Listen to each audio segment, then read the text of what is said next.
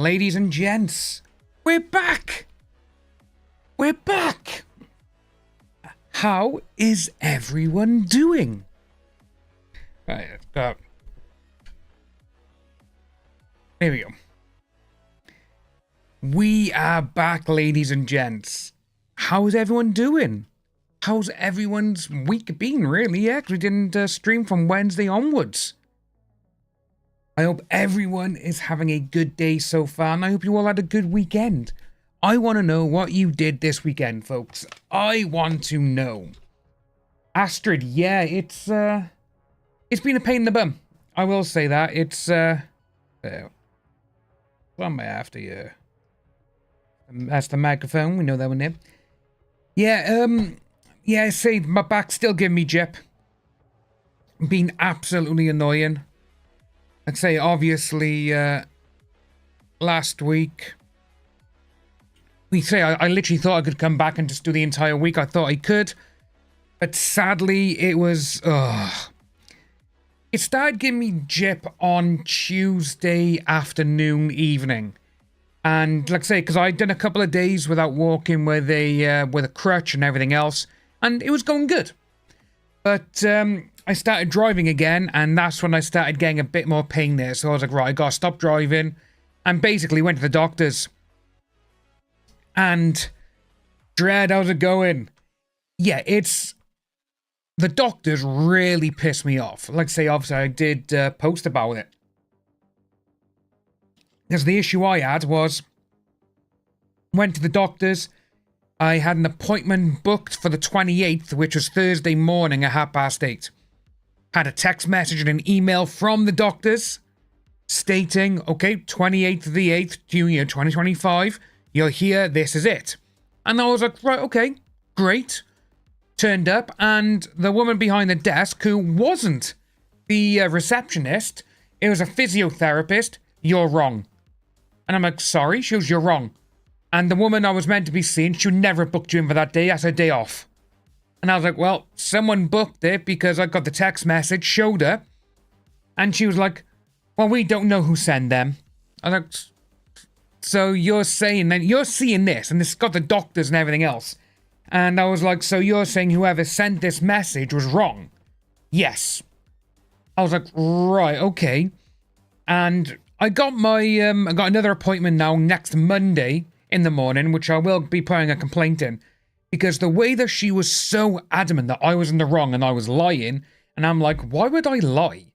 You know, for one, it's a doctor's appointment. You know, I need to see a doctor. You know, I got this. Showed her the phone there as well, where the text was, and she was like, well, that's not us. And do you want to know the best thing about it? Last night, I had a message from the same address, from the one who said, we've made you an appointment, blah, blah, blah. And it was, your prescription is ready. And that was last night at 20 to 8. So I'm like, well, obviously, it's not a human that's doing it. It's an automated system. So whoever put in the automated system that my appointment was the 28th, literally, I just gotta go there, man. It's just there, you know? So I'm going there and we're gonna be finding out what's going on, and it's just absolutely annoying, you know? But that was fun for me. That's what I've had to deal with the last week. So over the weekend, I just relaxed, trying to stretch out my leg, which it did go well, I must admit. But guys, you say sleeping, you know, it's, oh... Kel, email Larticum Xbox asking me to verify your age. Ah. Yeah, this whole age verification stuff, man, I absolutely hate it. I really do. It's taking away a lot of stuff now. And I was looking actually this morning regarding the Online Safety Act, because just of how stupid it is. Because everything they're bringing in, like we got this at the moment now, it's so Steam in the UK, so Valve, you must now verify your age to access store pages for mature games. And it's like, right, okay then. But Eurogamer's not really telling you how to do it. You have to register a credit card.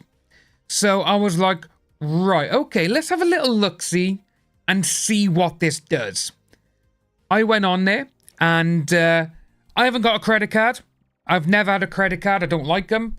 And I've always had my debit card and that's it. Money goes into my account. I'm spending my money. That's it.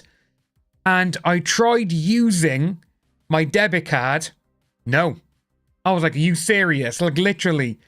But yeah, so it has to be a credit card. I couldn't see any other thing to have a look around though. But I will be keeping an eye on it to see where it goes. Because if people haven't got a credit card, that's putting a lot of sales away. And I know Valve are not happy with it. But again, no, they want to appease the UK government, which is the wrong thing to do. If you're not in the UK, so obviously, you know, if you're an American company, you're a French, Chinese, Japanese, German, whatever, and you do not operate in the UK, I would literally just be like, no, we're going to fight you. That's what they need to do. But yeah, it's absolutely ridiculous. And going with a third party as well, that's the one thing I do not like. The way I look at that is, if these people are saying, oh, you need to do age verification, it would not surprise me if the people, so in the government, the ones who put this Online Safety Act, it wouldn't surprise me if they have shares in all these third-party companies. You know? So it's, yeah, it's absolutely it's just one of the worst things ever that they could have done.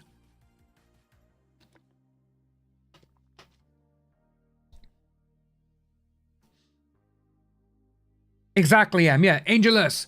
I wonder what if the intelligent were to get a credit card due to bad credit score. Exactly. This is the thing.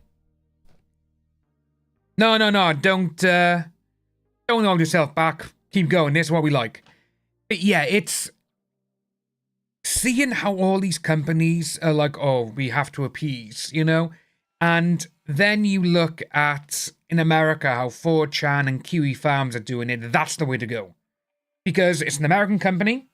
We don't, you know, we don't operate in your country. You can't impose a law on us. Because that is literally like an 18-year-old going to America, going into a bar and saying, I want a drink. And they're like, sorry, you've got to be over 21. No, in my country's 18, so you do it. That's what this feels like. It feels so dumb. Like I say, at this moment in time, I am waiting for PlayStation to come out and say you have to verify yourself. But my PlayStation Store account is... I had a PS2, and the PS2 was one of the first consoles that you could get online with as well. Like with the original Xbox. And that is when my account was created. So, bloody hell.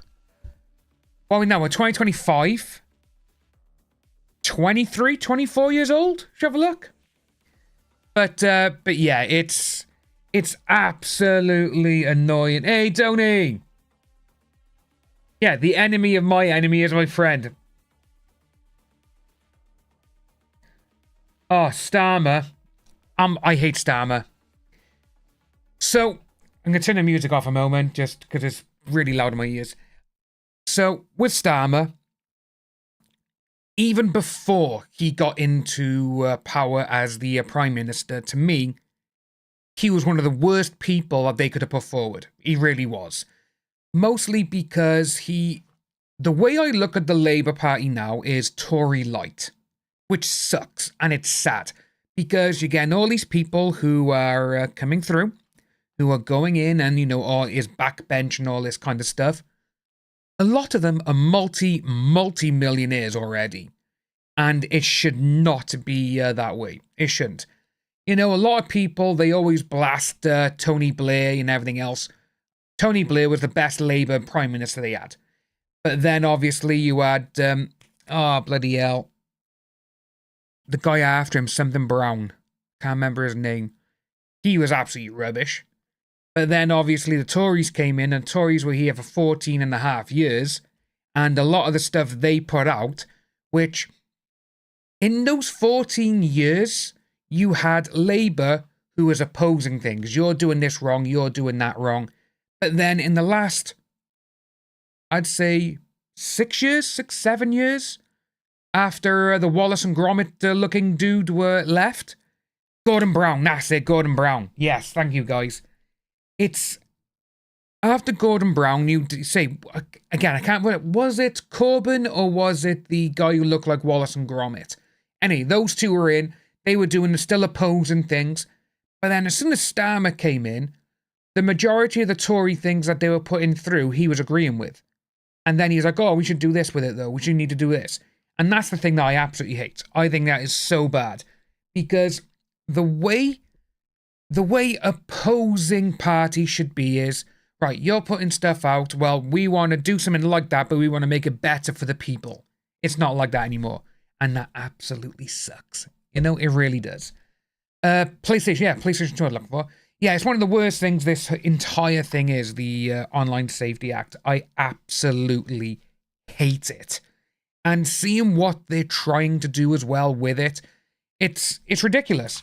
Because PlayStation 2, it was the way they've done it and the way they've gone forward and the way that they're basically forcing everyone to comply with this is one of the worst things they ever done.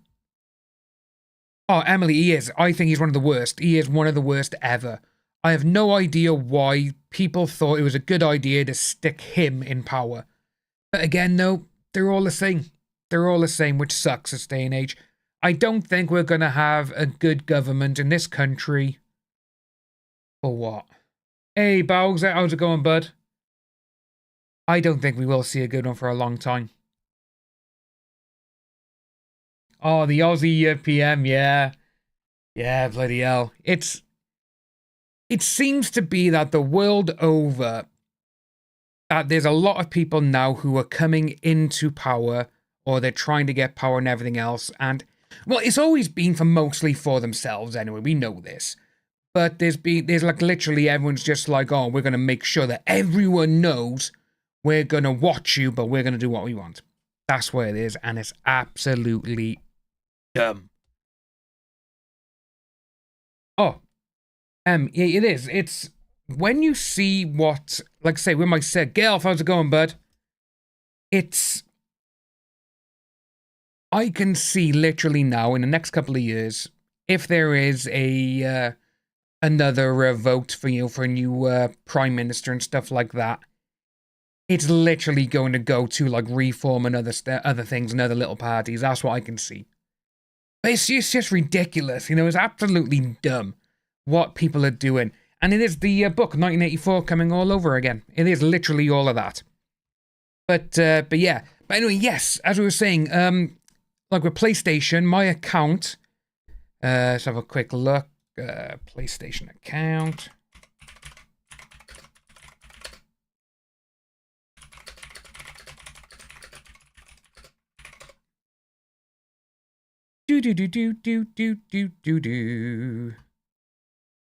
Ugh. I gotta go on my PlayStation. But yeah, like I say, on the PS2, we had, what game was it? It was one of the funniest things ever, because GTA San Andreas, so 2004, it had some sort of an online mode, which it was actually really, really funny, I must admit. But I'm just going to move things over by here a moment.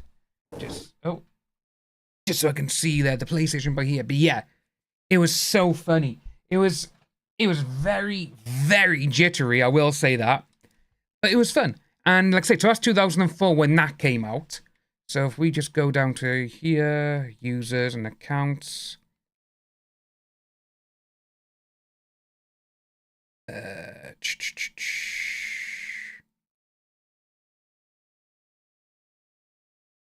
Where do I can't know. I don't know where I find it. I don't know where I do. I don't know where I find it again.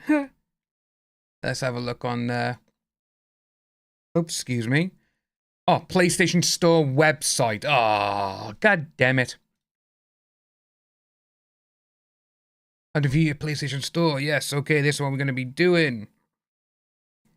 Sign into account, transact. Right, okay, so I gotta go online. Oh my, so we don't need the PlayStation on. But yeah, It's interesting to see what actually has happened with a lot of the stuff recently, because the way that this is going, it's not going to work out well for anyone. It's really not. And so I need to sign in. Come on. Boosh, boosh. Watch me the wrong password now, because I haven't signed in for years. Alanator, how's it going? Ooh, Gelf, when is that? I need to know when that is. I have a ton of PS3 games still.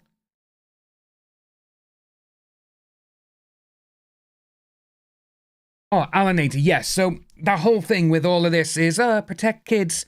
Yeah, to me, it's like, nah, no chance, you know? Because, like you say, in this country, you've got Peter Kyle, who is the guy who, he's the one who's the tech guy or whatever, and he was like, oh yeah, we're going to do this, you know, protect the kids, everything else is going to happen.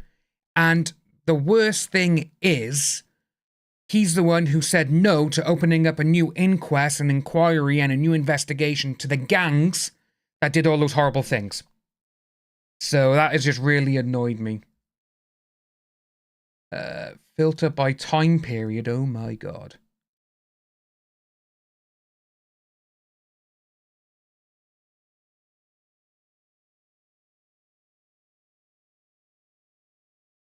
So, right, account settings. This is it. I'm not going to show you because I do have some payment stuff on here. But my first transaction for PlayStation, obviously signing up online, was 2003. Holy moly. So 22 years old my account is. Like I say, I'm just waiting now for Sony to be like, oh, we're going to do this now. We want, we're going to see this now and I want this. So it'd be interesting to see if they do that. Yeah, it just censors everyone. It literally, that is what it's doing. It is censoring every single person, and it is one of the worst things ever. It's not going to go well for any of them. It's really not. It's going to be bad. You know, it's going to be really, really bad, and they're going to find out. They're going to lose so many people from all these other countries, you know, like say American companies that operate in this, in the UK. All these countries that have a little bit of some kind of presence, you know, again, you know, Google, that's an island. I could see Google and possibly a few others pulling out of the UK. I could possibly see YouTube leaving London as well, because this whole stuff is just going to be absolutely terrible. It's not going to work for any of them. But yes, so we got a couple of videos I'm going to show you guys today. Just a couple of body cams and all that. But one of them is, we actually watched it a while ago. So gonna pause the music, go on over to the full page, and we're gonna have a look-see at this, because we actually saw this one a long time ago. This one was it was a sad one to see. This was. Gulf, got warned by my physio lady to stop walking. Apparently I'm doing too much and now I'm losing weight way too fast. Mate, Gelf, so, that is amazing. I lost 2 kilos this week, again, because I'm on Mounjaro for the diabetes, which I forgot to tell you guys. Yeah. It happened back in July, I forgot to tell you. And I've been on Mounjaro now for, it's coming up to 2 months at the end of this week. So, but overall, I have lost 12 kilos, which is great. So that's just over, just over a 1.5 stone, 1.75 stones for the UK people. So, you know, like 14. Yeah, something, you know, like £25 as well. So I'm happy with that. But yeah, Gelf, man, just be careful, you know, keep it going, like, you know. But if you're doing too much, that's, say, 3 kilos, man, in 1 week. You must be doing a lot of walking, which is great, though. That is good to see. Pick and mix, how's it going? Angelus, Dan, do you reckon gaming companies are going to be forced to find alternatives because of sales? Yeah, you know what? Seeing how PlayStation, you know, let's have a little look-see now. Should we actually, oh,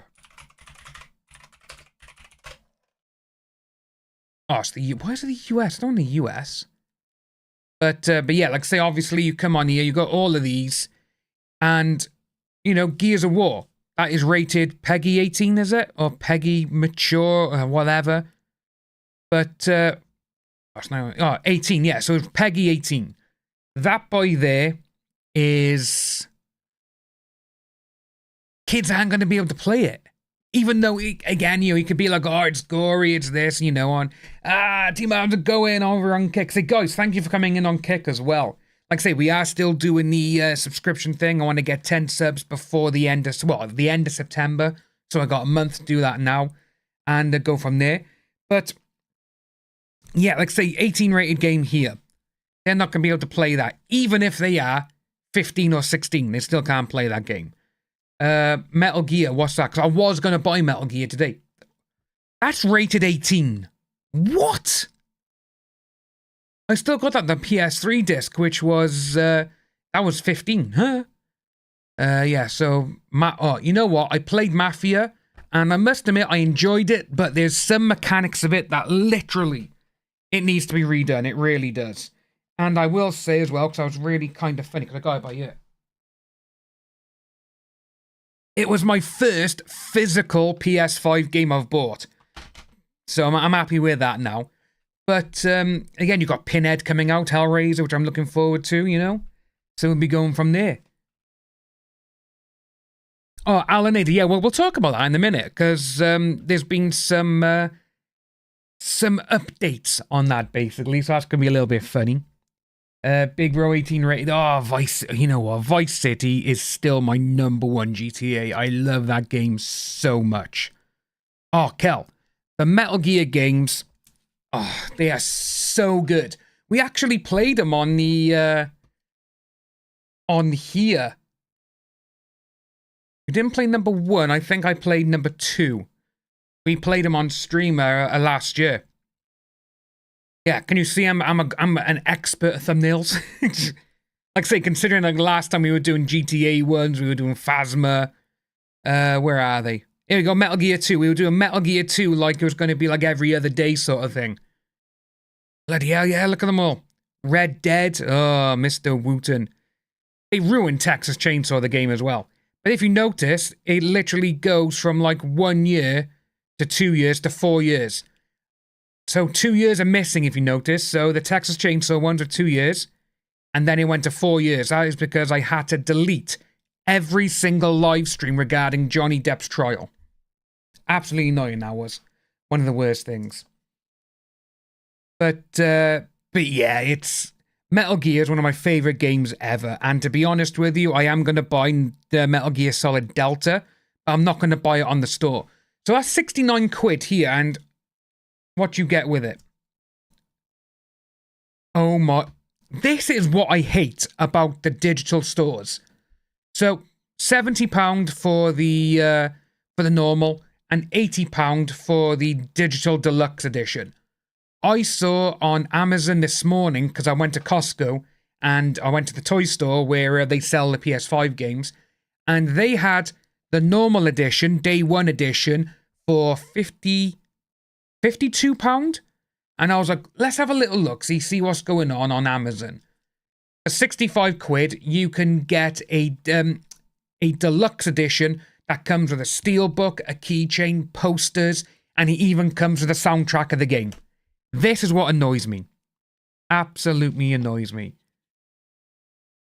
There's a Terrifier demo? There's a Terrifier demo? Oh, Kel, what are you doing to me? I'll have to look for that.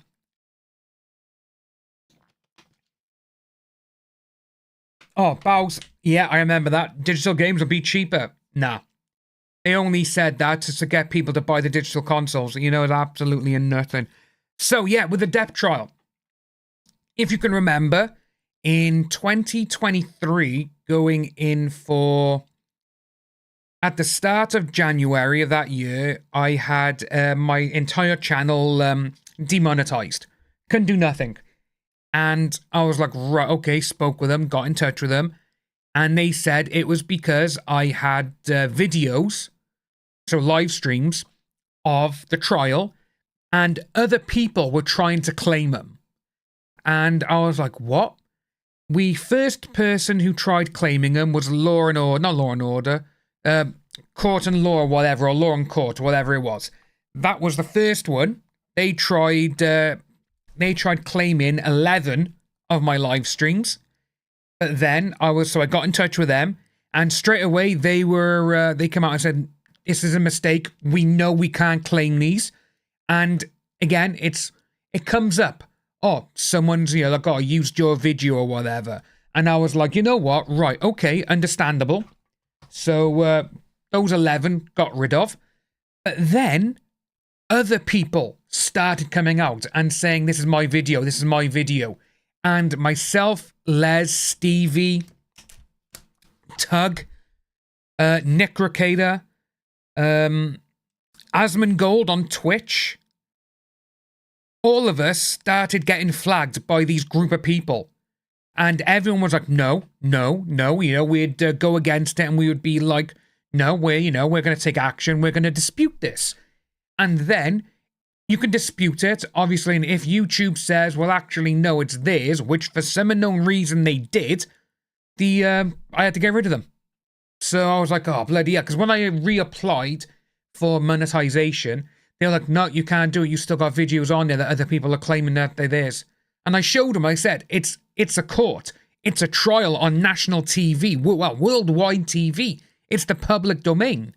And they were like, we can't do anything, they say they got this. And I was like, well, and so I was like, well, I got the rights to it. And they were like, you can't prove it, they have. And I was like, you're telling me these people, and again, these people wouldn't answer emails or anything. And I was like, you're telling me they showed you something that claimed that they owned the trial. Yeah, and that was it. So I was like, you know what? I had to get rid of it. I was like, right, you know what? We're stopping it, getting rid of it, because again, the channel needed to be monetized at the time. And it was just annoying. It was just so dumb. It was absolutely ridiculous. But yeah, like say, Les, this is why Les had to start up a new channel, because her channel got deleted. Because she was like, no, I'm sticking to my guns, rightfully so. But yeah, that was it. Which is really annoying. Because, like I say, I know Asmongold got rid of a couple as well from Twitch, from his VODs. Like I say, Stevie got rid of some of his. Les's channel got deleted, so she had to start a new one. Soups was one of the lucky ones, because she only streamed the trial twice before she had to start work. So we were all there. But it was annoying. So I didn't save them, but Law and Court, or whatever, Court and Law, whatever that website is, the YouTube channel, they still got them all down. But I do know that some of the videos that we did regarding them, so like the images of, like, say, when it was like all of us talking, I know Stevie, I think Stevie has them still. So we have got that. But yeah, it's just stupid. Really dumb. Absolutely annoying. But yeah, like I say, with this, going with games at the moment, if we just look at Amazon now, because some of the things that Amazon are doing, it's like, okay, understandable, you know? So, people, you can enlist them, but sadly, you will still get shown that it's still on your thing, which is annoying, which is one of the worst things ever. But now that is what it is. That's how I look at it, which, it's like I say, it is kind of annoying, but Core TV still has them as well. Yes, Core TV do have them, because they were the ones who actually streamed the majority of it worldwide. But yeah, there was quite a few. Ugh. Oh yeah, Tug's channel got literally got bugged down so much. It was ridiculous because of all of this nonsense. But you know, that's how people see it. That's how they go. Right there, I'm gonna put my phone on charge. Yeah, so it was just nuts seeing how that jumped. But yeah, I need to find this Terrifier demo now, Kel. I can't believe that you told me there's a Terrifier demo, which is absolutely amazing. Why is this freezing? All right. So this is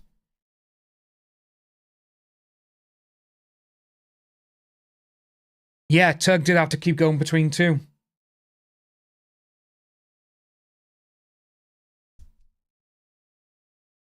Yeah, it's like say Bows. These people said they actually showed YouTube evidence that they owned it, which sadly we can't ask for. It's like, well, we want to see it, and they're like, no. The whole copyright system on YouTube is one of the worst things ever. It's absolutely ludicrous what people can do. And you've seen so many people who was it? I can't remember who it was, but it was a channel that literally had no videos on their channel. And they were claiming stuff, and YouTube was allowing it to happen. Which is like, what? The copyright system, it needs to be overhauled completely. They're still using the old copyright from, I think it's like 2010, 2011, which is one of the worst copyright things ever. But then obviously you had the whole Copa situation as well a couple of years ago, the children's stuff, and obviously you had a lot of people who lost a lot of money, like that little Ryan kid, because for like 3 or 4 years in a row, he was earning like $200 million a year from YouTube. Then they stopped putting ads on kids' videos, and he went down to like, what was it? I think he was like a 2 or 3 million, which is insane, but also kind of funny. Oh,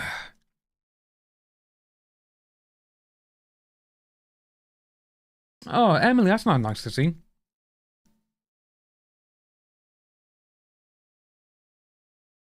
Oh, Gelf, when was that, bud? When was that?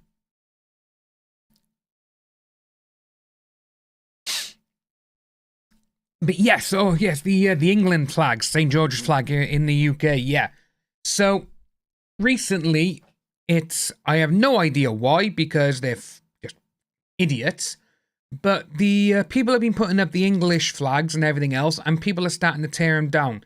So the ones who were supporting Palestine or Israel or whatever, or Pride and all these, they're actively going and ripping down the flag of the country that they're living in.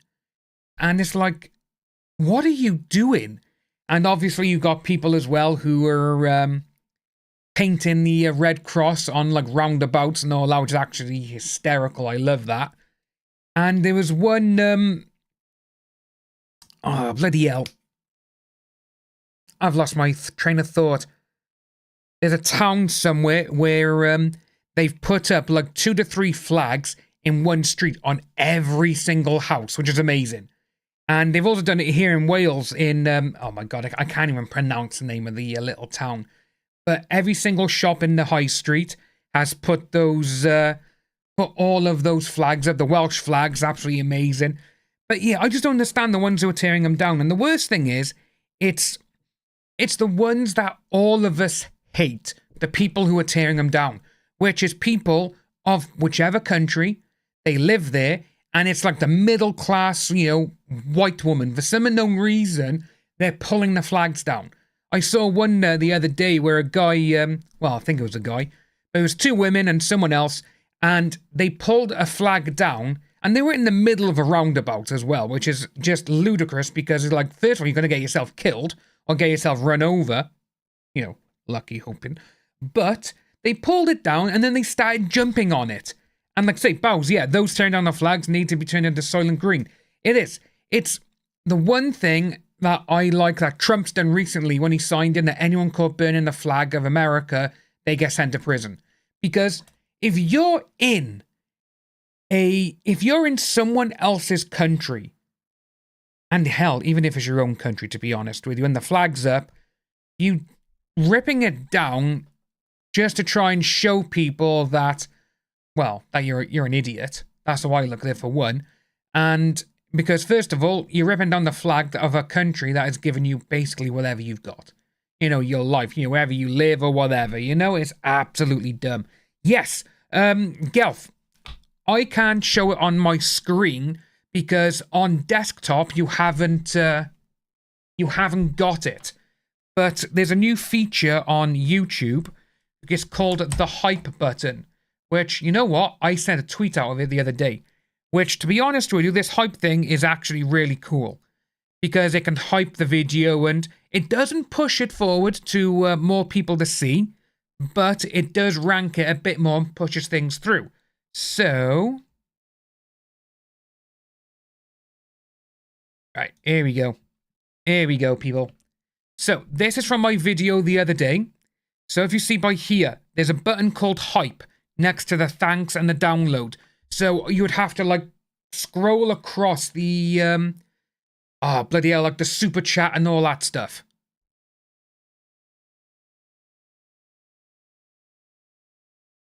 Yeah, Emily, see, with Bowsette, you know, Bowsette, he talks about it a lot. It's absolutely the way that, oh, I still got bloody morphine patch on my back. It's the way that they're doing it is like you're burning the American flag, and like I say, that one that Trump's just signed in, I'm all for that. It's like you're in a country that has given you everything, and you know this is where you live and everything else, and you want to start doing this. To me, first of all, it's very disrespectful. Because people have fought and died fighting for that flag. That's how I look at a lot of these things.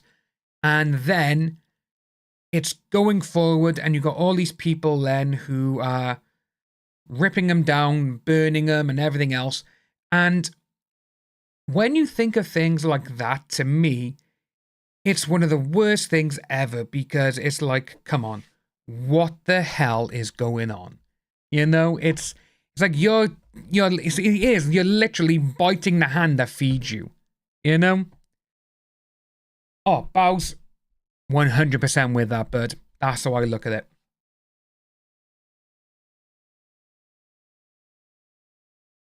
Yeah, I remember that. I remember reading a lot about it. It's not on the live, is it? Yeah, so with that, it may, let's have a little look-see.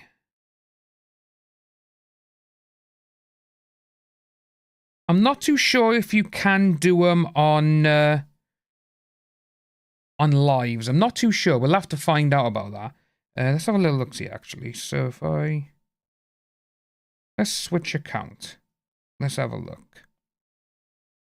So,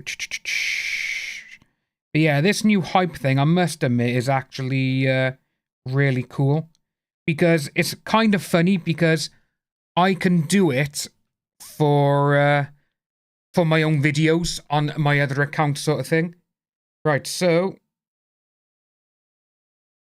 yeah, so you can do it on lives by the looks of things.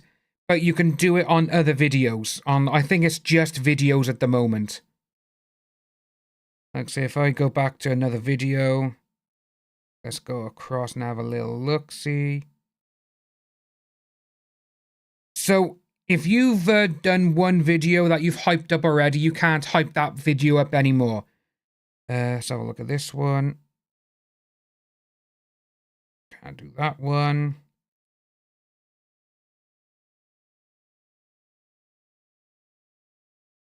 Yeah, that seems to be what it is.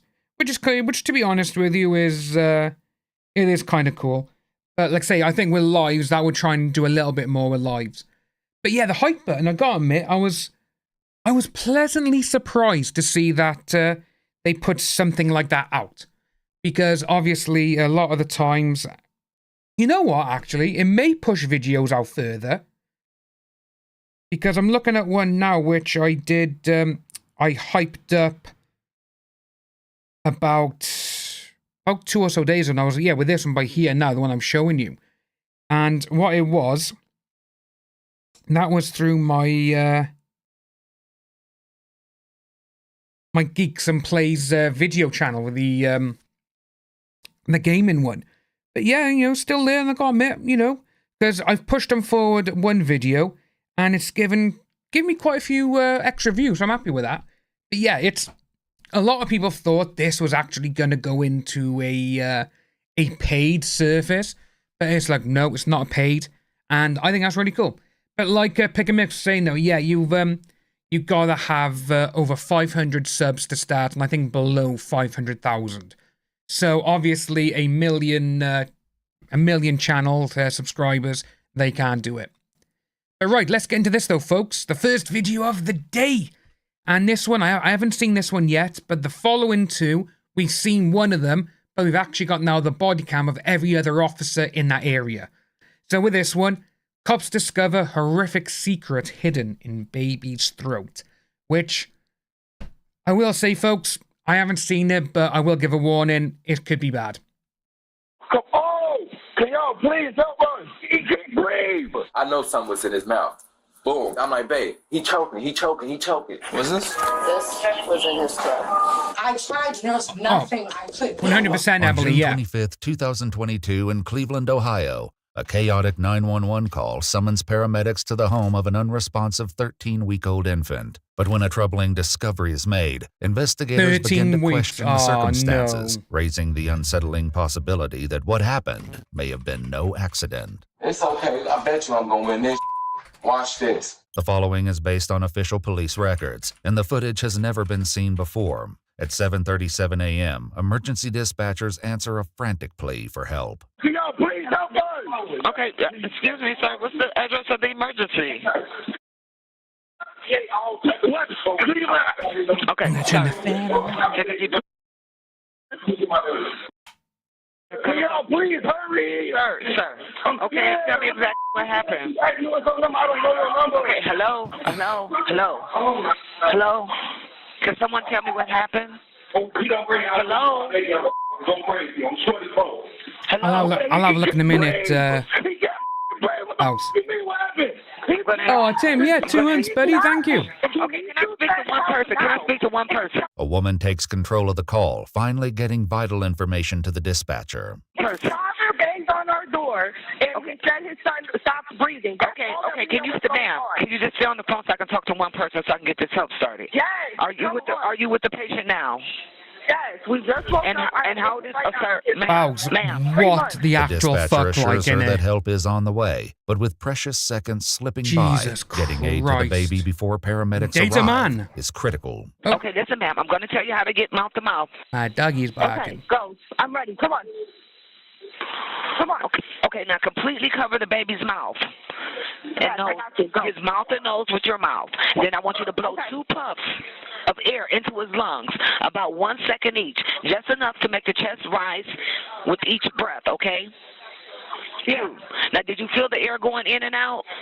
Yes. At 7:46 a.m., paramedics finally reach the scene, 9 minutes after the call began. The 13-week-old baby is rushed to the Metro Health Hospital, but it's too late. The tragedy becomes far more disturbing when an alarming discovery is made during life-saving efforts, Right, let's see leading what's to going an on with urgent this. call to police. Hi, Well, Dana obviously. Silva, Metro Health Medical Center.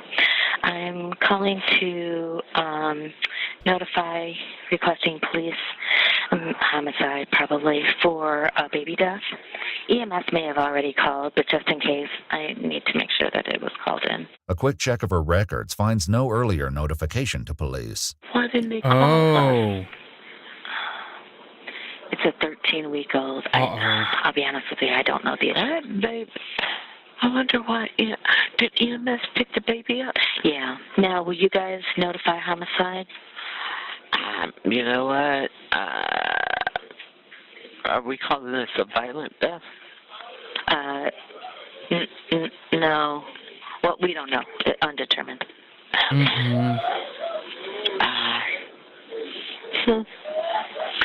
The heartbreaking screams of the infant's parents, 18-year-old Travion Hughes Sr. and 18-year-old Asiana McEwen, can be heard in the background of the call.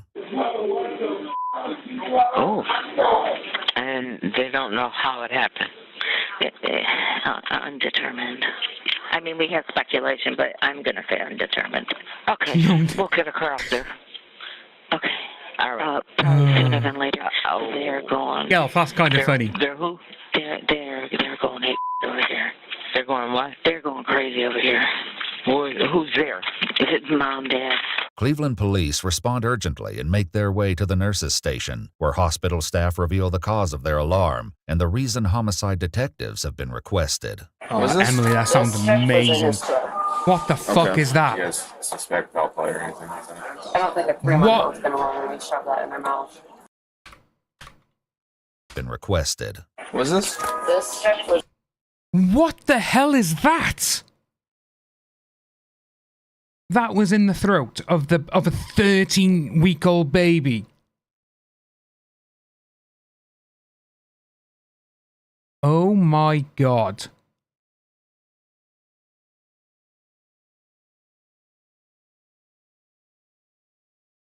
In his throat. Okay. Yes, suspect. Oh no. I don't think a 3-month-old's gonna willingly shove that in their mouth. No. What is that? Like a baby, like. A baby wipe? Yeah, 3-month-olds are like walking early in the, you know. Yeah. A baby wipe. It's suspicious. Oh. Baby wipe or something. Yeah. So they have it over A there. 3-month-old baby. Just going by my nieces, my nephews, and my ex's kid. Yeah. Again, 3 months. But yeah, when Nia was 3 months, she was still only like this big when she was 3 months because she was tiny. That's Metropolitan. Oh. How the blood-stained baby wipe became lodged in the infant's throat is now a question homicide That's it, detectives Gelf. must work to answer. They meet with the infant's parents, as well as his brother Trevier and his brother's girlfriend Cassandra, the woman who performed CPR during the 911 call. Hi, guys. Hi. I'm Detective Loomis. Dad? Yes. I'm not being funny, but Detective Loomis, come on. Dr. Loomis from Halloween. Yeah, my mind is going there. It's almost Halloween. I'm so excited to see my brain now. ADHD is going somewhere else. Halloween, I cannot wait. Spooky stuff's coming into stores. I'm so happy. Sorry for your loss, folks. Honestly. Yeah, I think the Who was kid at home at the time. did cough All up of you blood. I guys? think that's what it is. Okay. You were at work? Okay. Investigators meet with Trevion and Daciana separately in an effort to understand more about what happened with their So they're both son 18. this morning. So, when you left for work this morning, Billy Loomis from Scream, yeah, who was named the baby after Samuel sleeping? Loomis from No, he Halloween. was up. he was up? But I Such woke a up fucking and then I nerd, checked man. It's like I do it every morning. I wake up and check on him because he sleeps right next to me in his bassinet. So I look on him. He was in the bassinet next to you? Okay. And he was up just staring. So I picked him up and I was just holding him and kissing him. And then I had put him down and started getting ready for work. After leaving for work, Trevion was left to care for the baby. Not long after Yeah, she left, 60 the days. infant began to cry. When he was crying, I made him a bottle, and he'll choke himself like he greedy. He'll be and Good be choking. You feel me? Good eater? So I'll be pulling it out of his mouth, get him pick him up, burp him, send him back down, let him drink again. I keep burping him because he'll keep doing it. He's premature, so I always did it constantly for him, and I set the little wipe under his neck because when it's dripping down, you know how milk smells. What time did he call and say the baby was choking? I was already on the flight. Before the baby was choking and everything, I was already on the phone with him. It was around 7. I don't know the precise time because I'm a DSP. I take care of older people with disabilities. So I was taking care of him, but I had my AirPod in, so I was listening to him. We was talking and everything. He was like, okay, I'm finna step out the room real quick. He went to go step out the room, and he got quiet. I didn't hear nothing. Then he came back in the room and was like, the baby choking, the baby choking. I know something was in his mouth. Boom. After I'm trying to go down deep into it, I'm like, babe, he choking. So I'm trying to get this out of his mouth. I'm constantly doing it, but it's not working. So I'm overly panicking. He then explains that when his efforts to remove the obstruction weren't working, he ran to get help from Trevier and Cassandra. My big brother grabbed him, rushed to the kitchen, set him down on the countertop in the kitchen, doing this. You feel me? We see nothing. What we doing is work. So we called the ambulance. Who calls 911? In my mind, his girl. in my mind, saying that you took him into the kitchen, he started doing this. I wonder if literally, because obviously it's a baby, it's a 3-month-old baby. Did he do that too hard? That there, seeing that it's a wet wipe, and with the mums, no, I put him down and he was fine. And I started doing work. It's like, was he crying and did you just have enough, you know? I wonder what's going to happen with this one. Sister. I call her my sister. Yeah.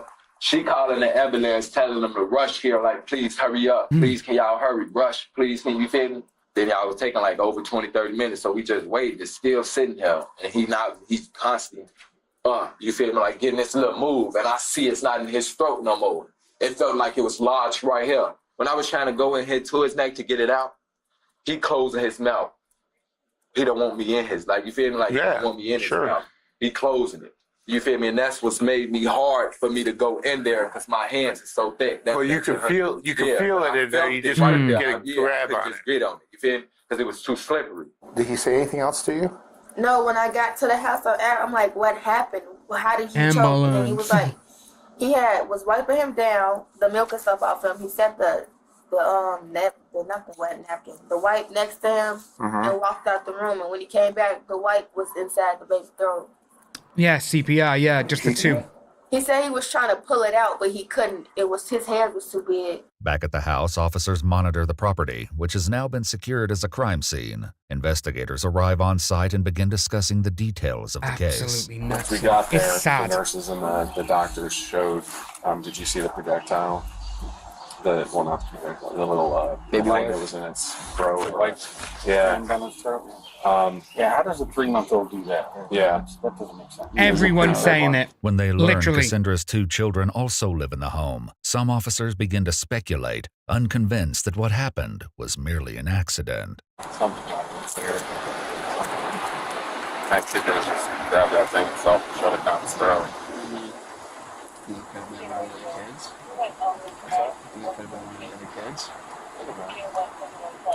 Maybe the kid was crying and like the kid just, the mom was being wasn't going and soothing the child, so the kid just like, I can't sleep, so I'm just gonna shut it up, you know? One of the other kids goes in there and shuts it down in there. Oh, exactly. However, Cassandra tells investigators her 2 children weren't home, and the only child in the house was the 3-month-old, who had been sleeping in a bassinet next to his mother until she left for work. Investigators pose a critical question to the parents. Has your baby picked stuff up before and tried to eat it? Yeah. He's an advanced baby. He knows how to hold his own bottle. Like, when you try to pull the bottle away from him, he, like, reaches to grab it back. He'll pick it back up and put it back in his mouth. Okay. Does he ever put anything else in his mouth, though, besides the bottle? So, we've got the father stating, he's premature, and I gotta help him. I gotta burp him because he's greedy. I gotta do all of this. Okay, and now she's saying he's advanced. What are we thinking there? What do we think there, folks? Anything he grabs. You're saying that he's picked up stuff in his mouth before. Do you remember anything specific he's ever put in his mouth besides the bottle? What color do you want, Tim? Candy, cookies, anything. Like it don't matter what it is, he'll put it in his mouth. Yeah. It don't matter. Like, I don't mind explaining. Like the sock, he'll do anything. Okay. Literally, anything he sees, it's cool. Yeah, stories aren't adding up. Reach, he'll grab it and try he can suck on you. He can do this pretty well. He can reach around and he can grab stuff. Yeah. And he even suck on you, like, no hump, like, that sound look gay, but no hump, he'll even suck on your nose type. Yeah, bro. It's food. Yeah.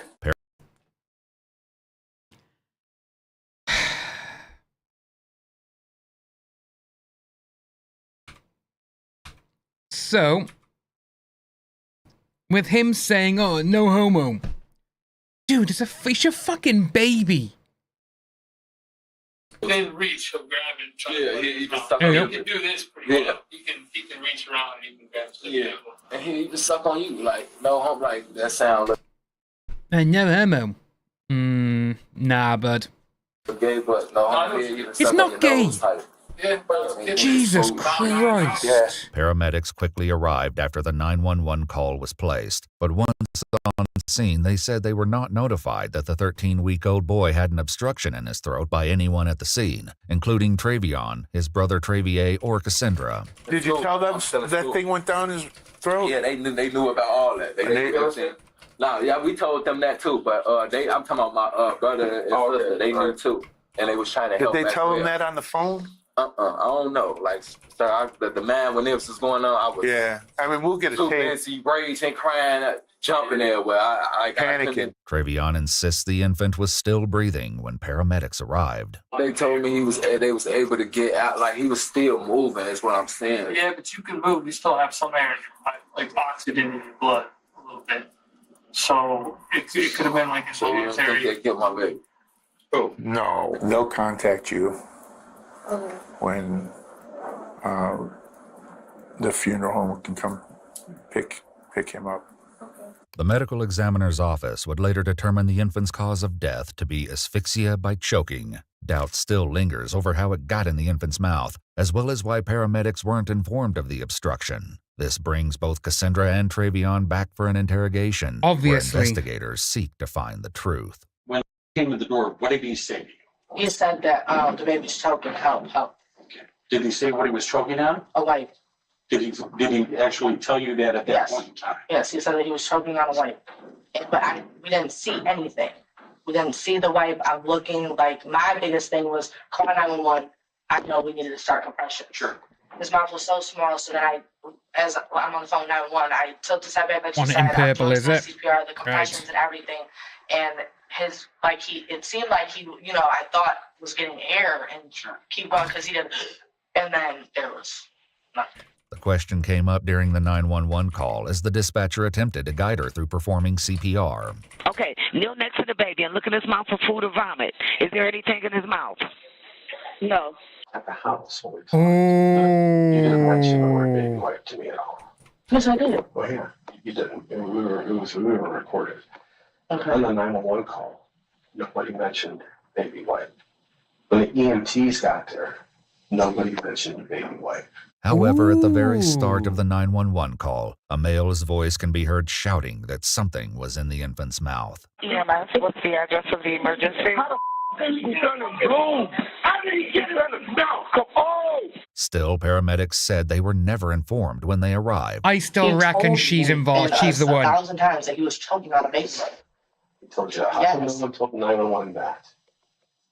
So it was never said on the 911, like, or I want to hear it because I know that they were screaming that he was choking on a baby. Nobody mentioned it to the EMTs. Don't you think when a paramedic is there that someone should say he had a baby wipe in his mouth? Do you understand? Oh, Tony, 100%. All the f***ing screaming going on. I literally was trying to get to the f***ing baby. So if you heard, I'm like, compressions, counting. Right. I tried to save that baby, and there was nothing I could do. Nothing you could have done. There's nothing. There's nothing anyone could have done. When investigators bring up something she said back at the crime scene, it leads to frustration from Cassandra. What was the blood that you talked about seeing? Where was the blood at? I didn't see any blood. I never said that. No, I did not. During their initial walkthrough of the crime scene, Cassandra mentioned what she was told by Travion. He said that he changed his diaper, was washing, like wiped him up and everything, and that he had just like a little scratch or something on his neck from cutting himself, and then one like on the side of his mouth. And he said he went to like wipe up just the blood and everything, and he said he walked away just for a couple of seconds, and this is the outcome of that. I never said I saw. You said you saw him wiping blood off. No, I didn't say I saw. I said he. Stop. Don't do that, because in a second, please come on. No, you might have meant okay, that. okay. That's what you said. Okay, don't do that. He told me because I just feel like you're attacking me. Because I'm telling you that this is literally the most a long time, and I feel like you keep trying to tell me what I'm saying, and I'm telling you what I'm saying. Getting nowhere with Cassandra, investigators wrap up the interview, hoping Travion might provide the clarity she didn't. He's left alone for a few moments, where he entertains himself while waiting for investigators. This is how we do. This is how we do. I'm sure the camera's still in there. Yes, it is. Detectives sit down with Travion once again, but his interview begins with less cooperation than the first and quickly hits a wall. I know it sucks, but we got to kind of figure out what happened here. Because we got a bunch of questions, okay? So, but before we ask the questions, we're going to give you your Miranda warnings, okay? I know, but I'm not speaking without my lawyer. Okay. Well, that's fine. Then we're going to place you under arrest for murder of the baby. What? Based on the evidence that we have. What? This ain't no evidence. This ain't like that. Okay. Stand up and put your hands on. Why am I getting arrested, bro? I'm not. Ain't no stuff in the rag gun, your baby's. Why ain't stuff no rag gun, bro? What, bro? What? I'm not. Opportunity to explain how that rag got up and maybe stroke. Oh, But you don't want to do shit. that, so you just didn't have a sheet. We've talked to doctors, we've talked to the medical examiner, we've talked to doing everything, yes. Yeah, We're doing all that, yes. Okay. I understand everything you're saying, yes. And every single one of those people tell us that there's no way that a 13-week-old baby picked up a This rag, is my son. balled it up, and put it in his mouth. I know he ain't bald. Oh, I'm not my asking God. any questions. Oh, shit. Just as the detective makes his exit, his passing comment strikes a nerve. Good luck. All right, good luck. So, officer, come here. Come sit. Come. Now, what you saying good luck for? I said good luck with your defense, with your case. Okay. Okay. All right? And I mean that. I hope that you can pull it off. Pull what off? Oh, shit. It's the last something. Get out of these charges. But you saying pull it off like it's the last something, officer. You said very, very clearly that you tried to pull that rag out of that baby's mouth. They don't got no. When I went in the room, my baby mom was on the phone the whole time. I don't want to talk to you. Once the detective leaves, Trevion waits on his own with nothing but his thoughts. Boy, what the? Do I look like some sick individual to any of y'all? It's okay. I bet you I'm gonna win this. Watch this. Getting justice for my son. Arresting an innocent boy. Murder. What? You sick white man. Oh. Boy, I swear to God, I hate racist people. Boy, they so racist. Now, if I was white. Oh, don't start that shit. Oh, boy, what the? Officers return and arrest 18-year-old Trevion Hughes Sr., who was later charged with murder, involuntary manslaughter, and 2 counts of endangering children. He entered a plea of not guilty on July 28, 2022, choosing to present his defense at trial. According to news reports, while awaiting trial, Trevion and Asiana welcomed another child, whose young voice can be heard in a call between the 2 parents from jail. Hey, baby. Hey, baby. Dad.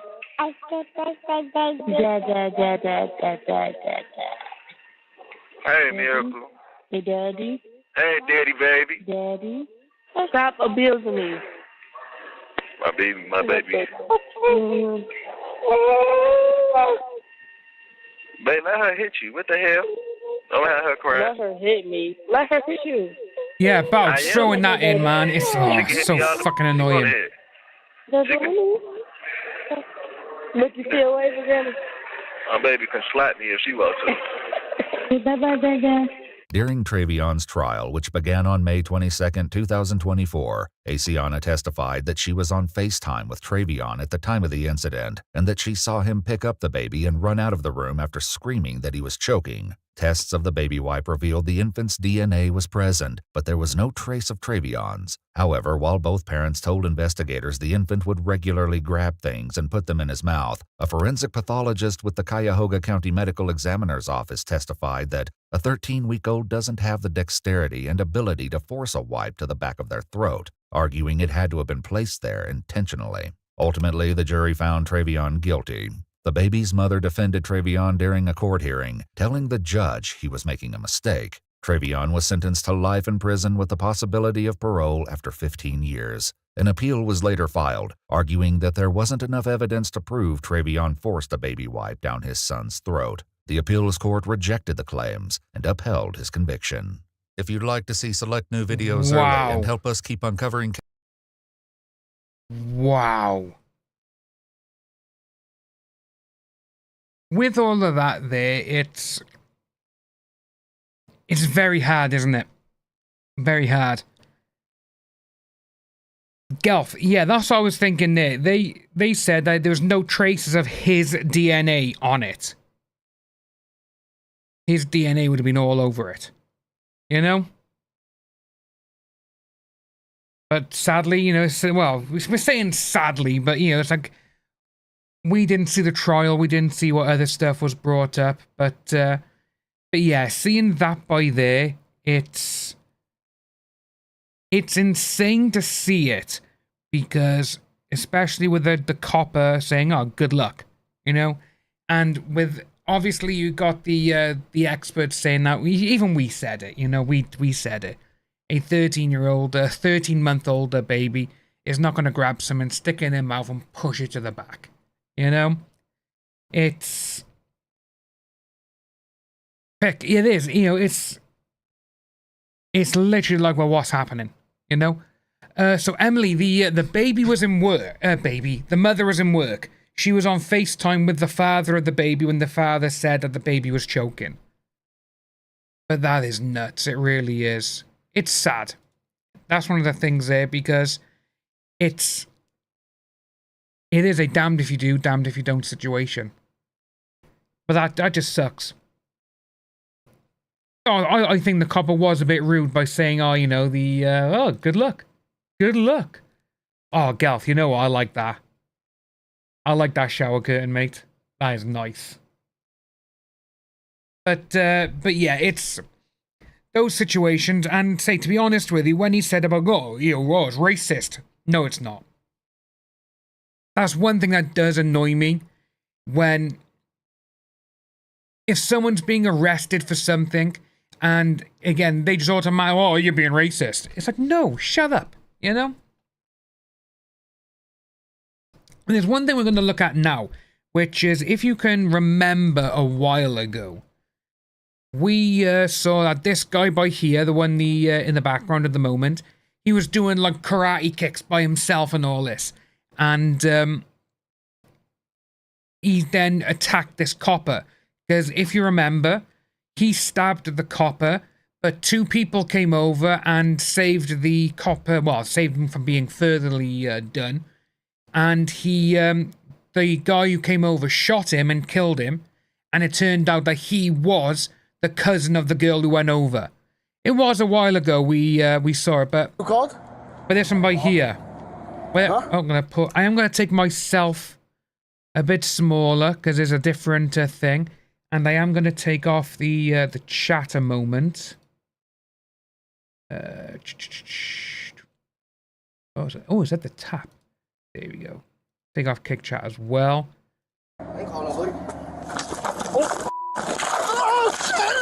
Without warning, the suspect charges Jonah, stabbing at him with a knife. Though he attempts to flee, Jonah is knocked down and struck multiple times. The suspect can be heard saying, "The f*** are you? You're not even real." Nearby witnesses see the attack and act quickly.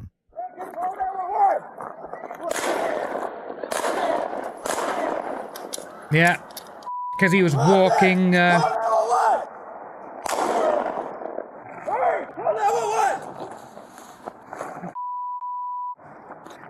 Surrounding area. We had all the cops go in the chaos. And we found out that it was the girl who was over with the guy who shot the suspect. It was his cousin. Like I say, with this one, we only see from the police who go there and inside by here, and that's it. But this has now been released. It's a 48-minute video, and this one here shows on every February other 11, perspective 2024, two bystanders in Las Cruces, New Mexico, spotted a man who started a fire and began acting erratically in front of a warehouse where one of the bystanders worked. Yeah, doing the karate kick and all of that. Like karate or something. They recorded the man and called 911. A single officer responded to the call, while his fellow officers were scattered around the city answering routine calls on Super Bowl Sunday. This sucker won't even let me watch the f***ing game. However, what followed was the most horrifying event in the history of Las Cruces PD and would change the lives of everyone involved forever. 10 mile, I'll be right Copy. Central unit. Channel 1 is 10-3 for 989 possible stabbing at 355 South Valley Drive. Valley and Amador, Valley and Amador.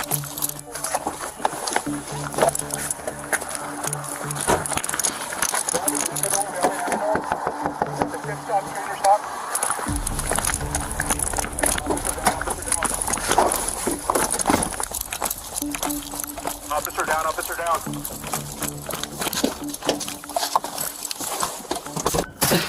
officer down.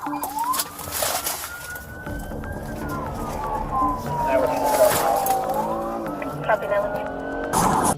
Me. We have several callers calling in stating. Yeah, because if you remember now, with the other one, all we got was when they went to the hospital, and it was like a quick cut, and when you had an officer, obviously pronounced that he's no longer here, and the coppers, obviously, they all break down. But this is literally every single cop who was in that area, which it's mad to see, because this one only came out 7 days ago, but this one here was 5 months ago. So someone has got it all, and they've put it together now. It's so sad to see.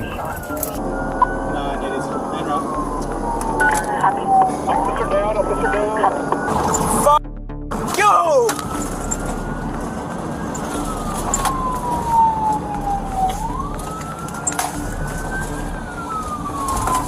Move the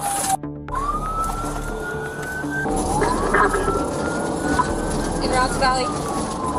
Here, right here, right here. To your right, to your right, to your right. Just the last unit that was in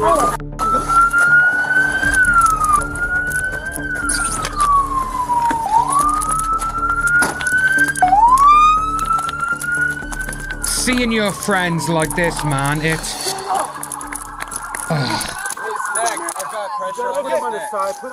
It must be heartbreaking. Yeah, Bowles,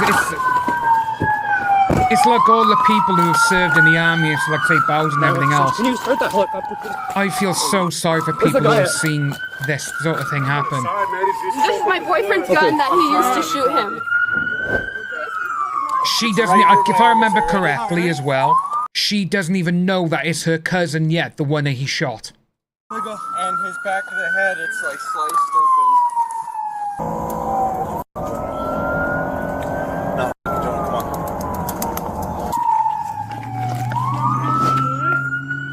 Get him close.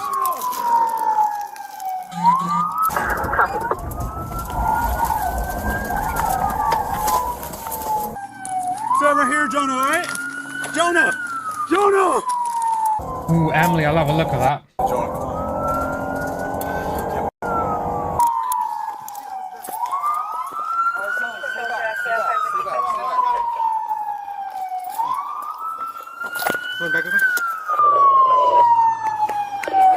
Just stay where we're at, step back. Step back, step back. Here we step go. Back. Now she realizes. Come on, Jonah, I'm right here, alright? Go shut those sirens off.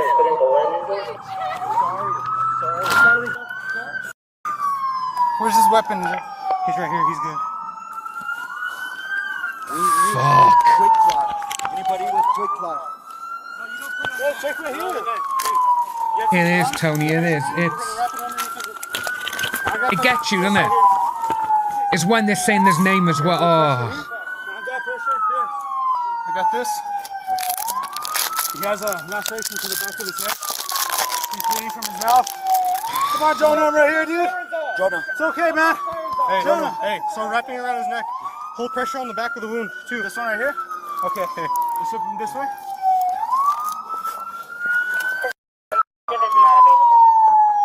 Hey, do you have another chest seal? I just... I know. It's also that the fact that the cops who are all there, obviously it's one of their friends. And they must be holding back so much anger because the suspect is still alive. Because they've arrested you, he's in cuffs and all this. All the stuff that they're holding on to and just basically not going over there and putting a bullet in the back of the guy's head because like you've done this to our friend. Absolutely crazy. But that guy there, the civilian, the one who shot at the suspect, like he was saying to his girlfriend, he's just like, I'm sorry. It's, you can't be sorry, mate. You say, well, you did what was the best thing. Jonah. Come on, Jonah. Jonah, wake up, dude. Oh, Jonah, do you have a pulse? Jonah! Do we have any update on 99? We just need medical attention.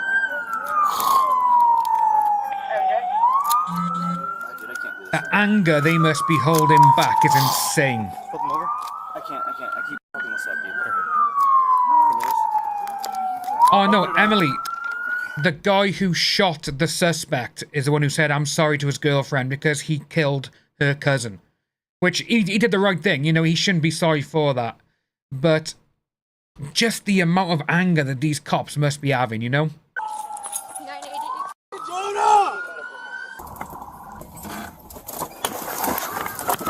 I remember the video as well because you hear the, when they tell the wife, oh.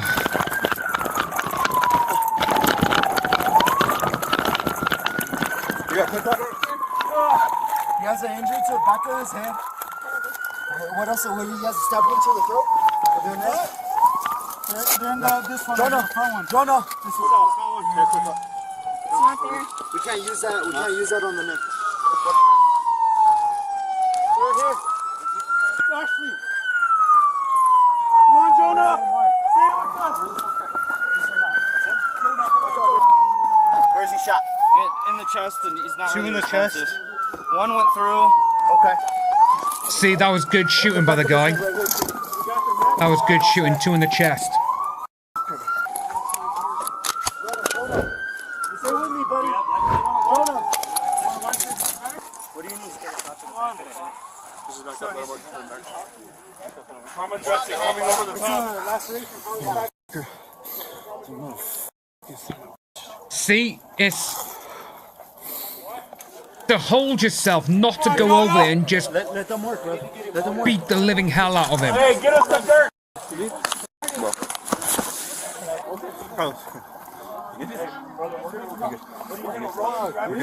good. What do you guys have over here?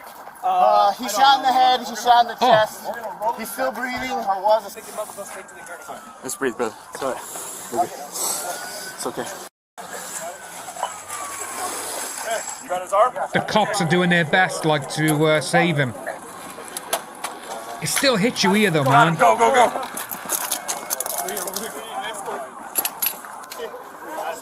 Yeah, this one's ours. Go, let's go.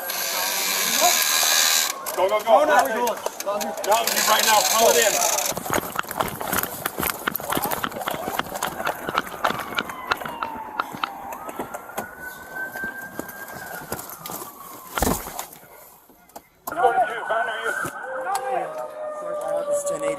Was it a stab or a shot to his neck? Do we know? It looks like a shot, I don't know. There was another gun here. I don't know where it's at. So it's right here. It's over there. Okay. That's your secure air, bro. I don't know who. Just leave that one on the ground, dude, wherever it was at. It was Jonas.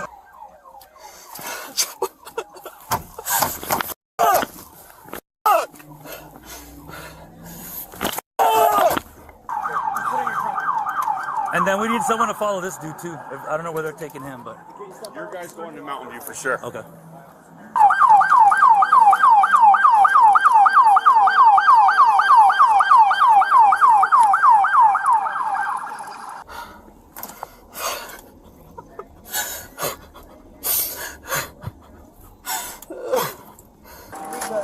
Come on, Jonah.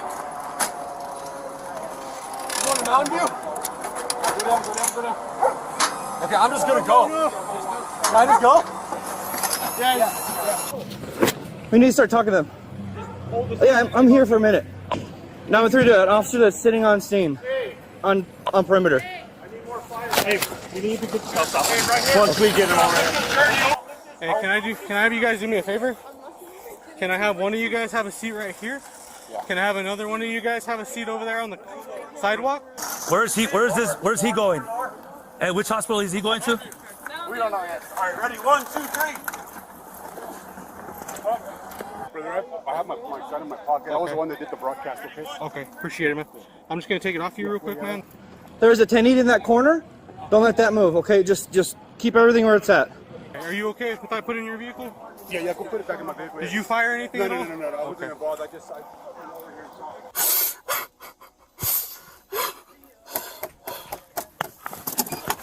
Sergeant on channel 2. You gotta go that way. Go that way.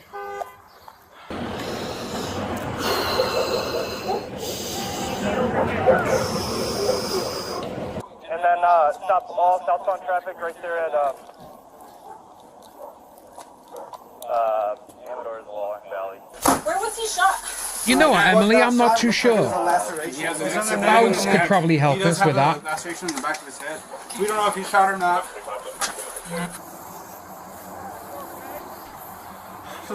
Let's get on good. I'll put it in the chat for you, Bows. Real quick, do you have ID with you, man? Yeah, it's in the back pocket, man. I was the one that did the broadcast. I just seen everybody laying over here. Officer down, officer down. I'm also former federal, former officer, man. That matters. Appreciate it, man. Yeah, function's right there. Do you know how to bag? Yeah. Do you want gloves? Nah, it's too late, man. Yeah, can you bag him? Are they going north or south, dude? I don't know yet. I don't know yet.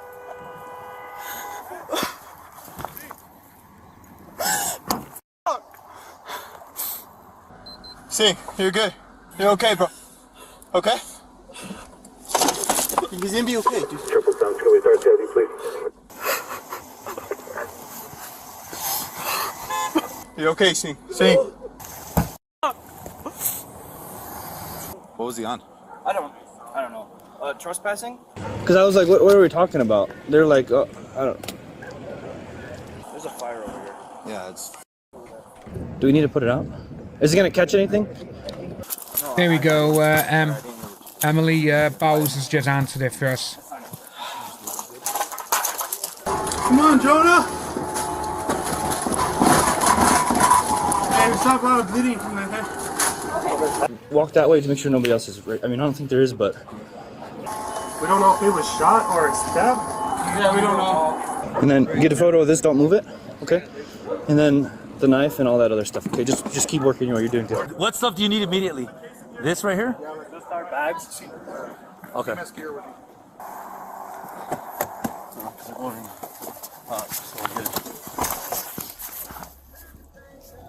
Mother, they're doing CPR on 999. I don't know what happened. It looks like a stab or possible 1080 right in the back of the head. Dude. Do we have any idea who his significant other could be? Or how we can get all of them?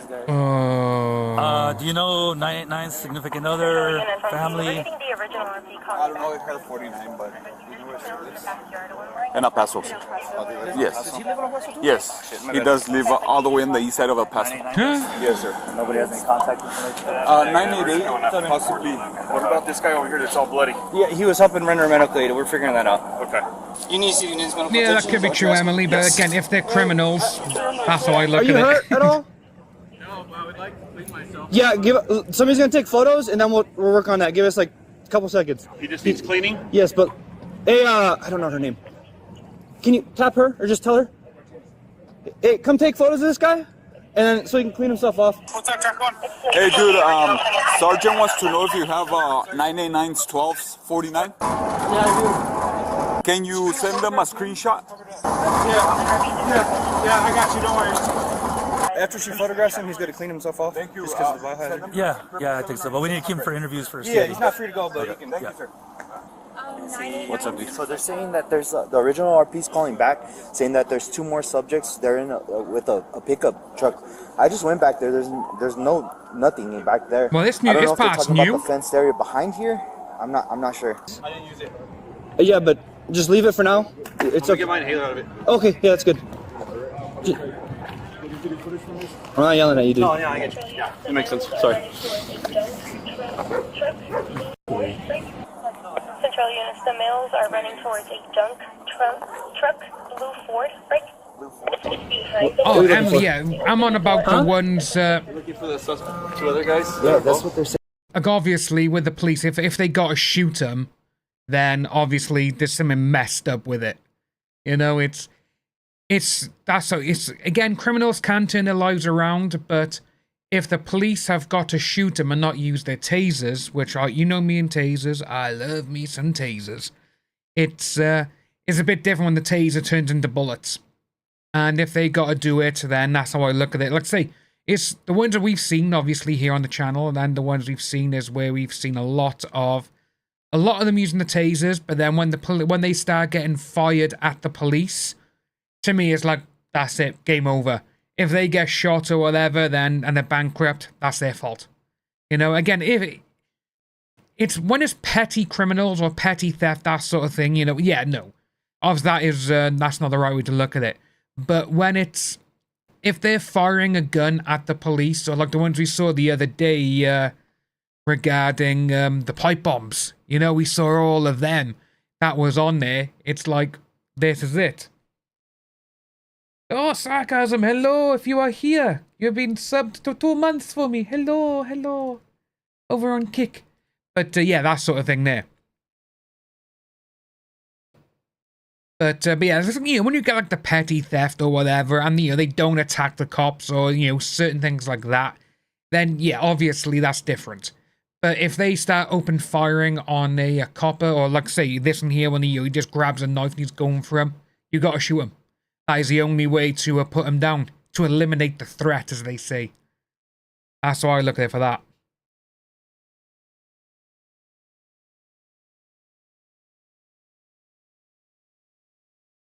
Oh yeah, no, you know, there's tons of things like that out there regarding, you know, that's some also, you know, some just again, you get some cops who are bad. That's it. You know, it's. This is why I think in this country, I do think the police in this country need to be armed. I really do think that. And obviously there is innocents being shot in America. Yeah, we've seen it. We've seen countless times in the news. An innocent bystander has been done and everything else. But when you do see some of these as well, it's interesting to see, because say Bowles will probably tell you as well. Like, you know, there is videos out there that innocents have been told to move, you know, to get out of the way or whatever, and some of them don't, you know. But no, I totally get what you're saying. I totally get it. But like I say, you get them few and far between where there's innocents are getting caught up in it. And, you know, some petty crimes, yeah, petty crimes are petty crimes. You know, that's how I look at it. But sometimes it's just the way that they do it. They don't cooperate. Which we saw the other day, if you remember, with the woman. She was, you know, she was asked countless times for 20 minutes. Get out the car, walk back to us, and we can work this out. No, no, no. Then obviously they threw a pepper ball in there, and look what happened to her. She came out with a baby strapped to her. Literally, it's like you're going to put, you know, my baby, you know, and all that stuff. But no, it's, I totally get where you're coming from with it. I do understand that. But the majority of the time, no, if the cops got to pull their gun and not their taser, something's gone wrong somewhere. Yeah, let's, okay. Do you know if they're both alive?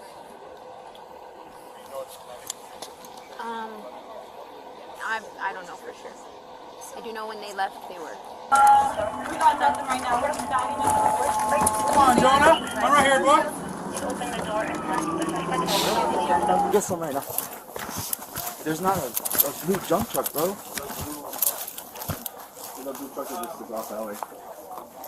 But there was nobody back here. Unless they're talking about, I don't know what fenced area, what other fenced area they're talking about, bro. Hey, not right now, okay? Not right now. All right? We got this, right? Did you all see anybody else involved besides the officer and the other male? No, it was just them two. It was just only them two? It was just them two. I saw him attack him. I didn't know he stabbed him until I ran up on him. So. You didn't hear any gunshots or anything like that? The only gunshots were mine. Your gunshots? My gunshots, yeah. Okay. So it sounds like 999 is being attacked by this guy. This guy shoots our suspect. The witness. Okay. So. Where's his firearm and everything? It's over there in that back corner. Okay. But when he pulls up, there's nobody else involved. Okay. But whoever's calling is saying that there's somebody else involved. Okay. Yeah, we didn't see anyone else, did we? He wanted them to get here first before we cleaned them up. Okay. I'm sorry, man. Let's try him. Thought we had the suspect detained. That was not the suspect? Honestly, I don't know anything. There was a vehicle that was driving Astrid, thanks for the 5 gifted. There's a blue Dodge truck that went that way. He's gone. But saying when he showed up, it was just them two, right? Them two. But I'm not sure if something happened prior to that. I'm gonna stop that blue on stream because he's saying. Oh, Astrid, thank you ever so much. I don't know why you got another part by there. I was actually a bit loud as well, me. Still hiding behind some boxes on the east side of the 20. And another one. Oh my god, what's going on? Can I wrap it in a blanket? 76. Why is there so many of them? Two unlocked. One of the tenants, 8 big Villalobos, 76. Yeah, let me get there. I'll get it. Ready? You're ready.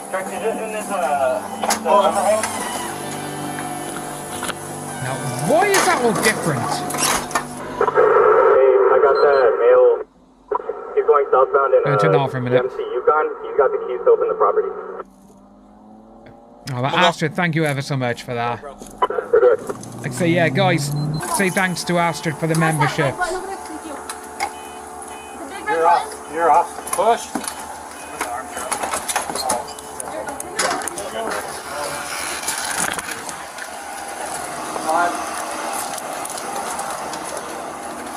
Hey, I sent 777 over your phone number.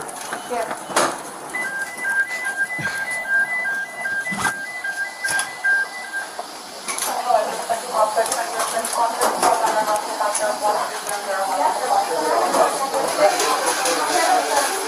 Jeez, they're even up on the bed. These are just witnesses. Yeah. Correct? No. They have visual of the subjects on the property still. So I got statements from the two people, the shooter and then the girlfriend. They both saw the whole thing. Okay. I got case cards on the 3 casings there. I just need to kick them out of there. Okay.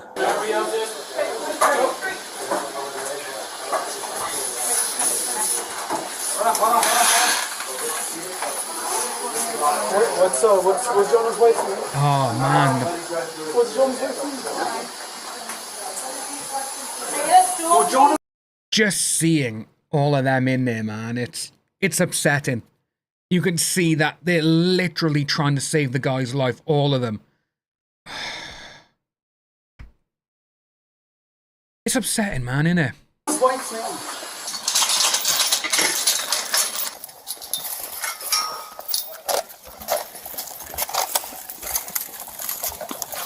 You want to send 2 that way, hold that side, and we'll clear this way.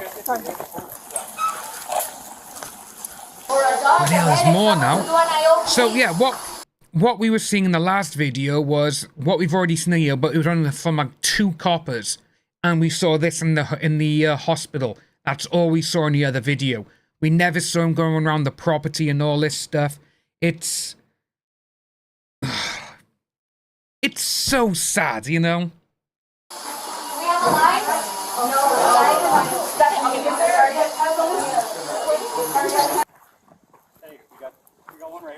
Hey, let me see your hands. No. Who are these? Yeah, he's outside of the fence. They called initially. Who are they? So the girl is the suspect's cousin. She identified him as AJ. Where's your unit? Armando Silva. It's right here. I'm waiting for AMR to see if they're gonna transport him so I can score him. Okay. We get a unit on the other side. He's on And the do other side of the you're saying they're involved with this, or how? Yeah, they're know? the ones that are in there. That's off our back camera. But they're involved in this thing right here, or do you know? I think so. See, we didn't see any of this. The suspect as her cousin, AJ Silva, Armando Silva. So they did like a little lap around. As they're turning around, they turn where that Nissan's at. They see 989 approaching, and then female said that the suspect just like ran up on 989 and just started making a bunch of motions with the knife. She said she just started seeing him bleed profusely. Jim saw these guys going through cars and kind of going through stuff in there, but it seems like it's all at the same moment. And then she said that's when she saw her boyfriend fire at least 2 or 3 times and hit the suspect.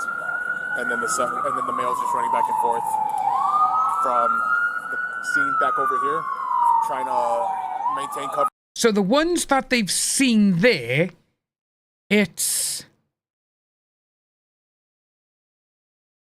So those two on the back camera, they saw the two girls. Well, they look like girls from behind. Were they stealing, going from car to car? Is that what the guy was saying? Approaching, just like ran up, singing. Where is it? Like a little cousin. Yeah, these two by here. And you're saying they're involved with this, or how? Yeah, they're the ones that are in there. That's off our back camera. But they're involved in this thing right here, or do you know? I think so. Okay. She recognized the suspect as her cousin. So were they there Silva, trying to steal, or were they with the guy who, the one of the guys shot? They turn where that Nissan's at. They see 989.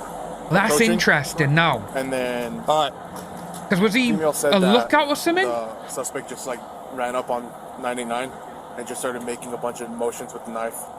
She says she just started singing bleed profusely. Jim saw these guys going through cars and kind of going through stuff in there, but it seems like it's all about the same moment. And then she said that's when she saw her boyfriend fire at least 2 or 3 times and hit the suspect. And then the male's just running back and forth from the scene back over here, trying to maintain coverage on the guy that was down while trying to help 989 too. Were you outside that whole time, man, or what was going on? Were you outside this whole time, or were you inside here? I'm with you, Bows. Just walking to the ditch? All right. What's your name? Anyone else, Greg? No, I didn't see anybody back here. I just heard the siren and everything, so I just came to the... You said Gregory or Craig? Gregory. What's your address? I'm homeless. You're homeless? All right. And 100% they didn't see anybody else out here prior to that? They said the lady said there was the only guy here. What happened right now? We need a unit on that side to get him.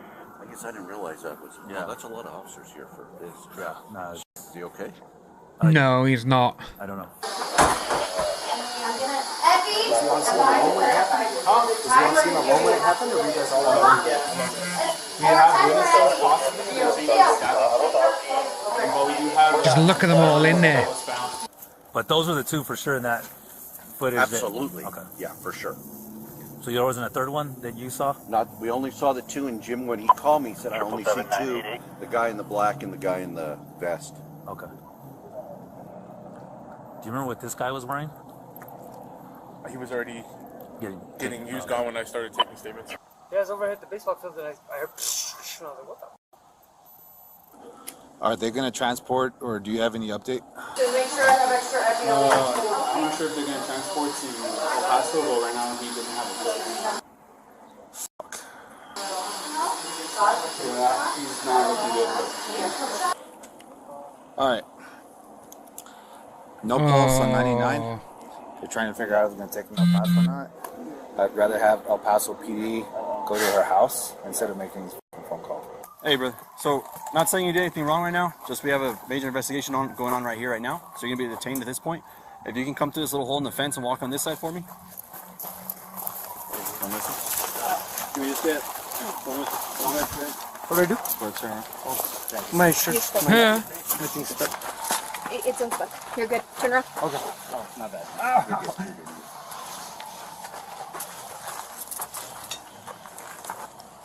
Appreciate your cooperation, man. For sure. See, all you gotta do is cooperate.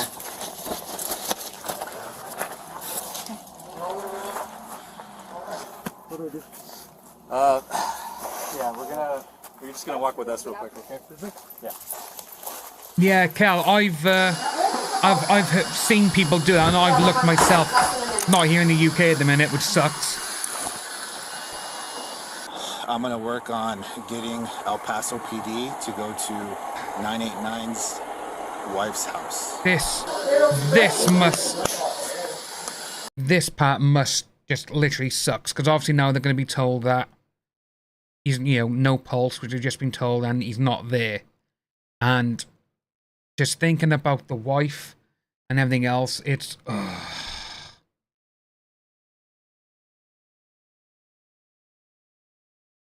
Oh no, it's about that in America, some of the people over in America, they can gift themselves. They can gift. Like I say, I can gift channel members if I pay for them. But in America, they normally have some ones that you can gift and you haven't got to pay for them. You know, that should be worldwide, you know? What's up, dude? Hey. It doesn't look like it did. He got stabbed in the neck. I don't think so, dude. Oh, man. All these people We're here now. At the scene. It's this fucking lumberyard, or this fucking yard here. He was into trespassing, got stabbed in the neck, and then a bystander shot the suspect. But it didn't look good, dude. I think he's done. So right now, partner, his heart does beat, like it has electric to it, but it's not pumping. I don't know what so even because he has taken enough blood, which they're giving him right now, also getting a bunch of IV. So right now they're doing everything that they can to fix what's going on. Just because you're detained for now, I'm gonna read you something, alright? You have a backpack on, correct? No. No? No, just... Okay, he's gonna read you something. Alright, so you got the right to remain silent, and anything you can say can and will be used against you in court of law. He's still alright, bro. When I was with him, he was still moving, he was still there, right? So we're not there yet. Continuing CPR is the best thing for him because they're manually putting blood through his brain, okay? Okay, thank you guys. No problem, man. We're right here. We're supposed to get pizza.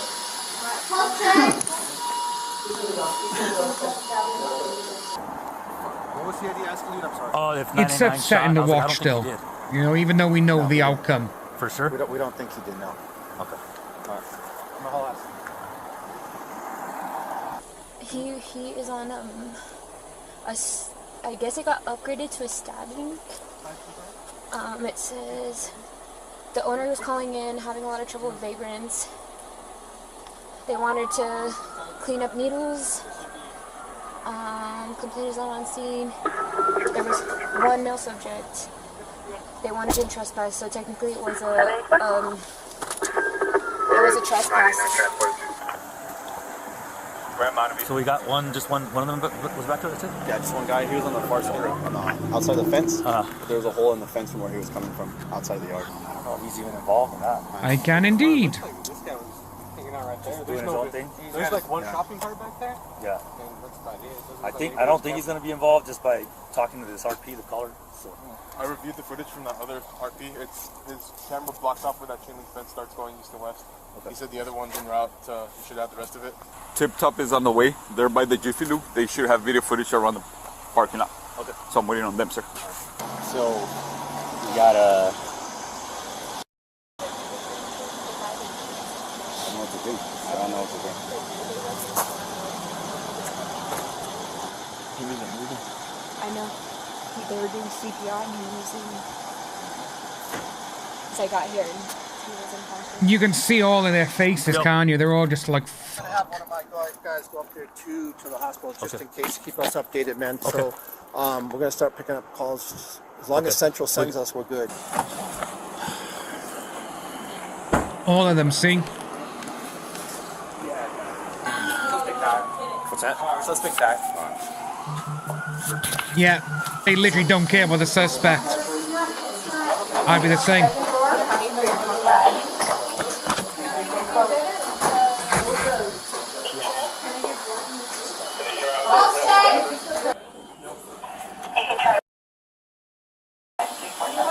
Emily, I'll put some links in after for you for a couple of videos, because there's a few things out there which are great, which can help a lot of people with, say, regarding like editing and all that kind of stuff. Like, say, you know, you could give it a try. You know, what are your hobbies, sort of thing. It's one that could be good for you is like if you want to vlog, that could be a good thing for some people. It's almost 20 minutes. What's the update? So it's still doing CPR, no pulse. Oh. He does have electrical activity, but Not enough blood to pump round. Pulse check.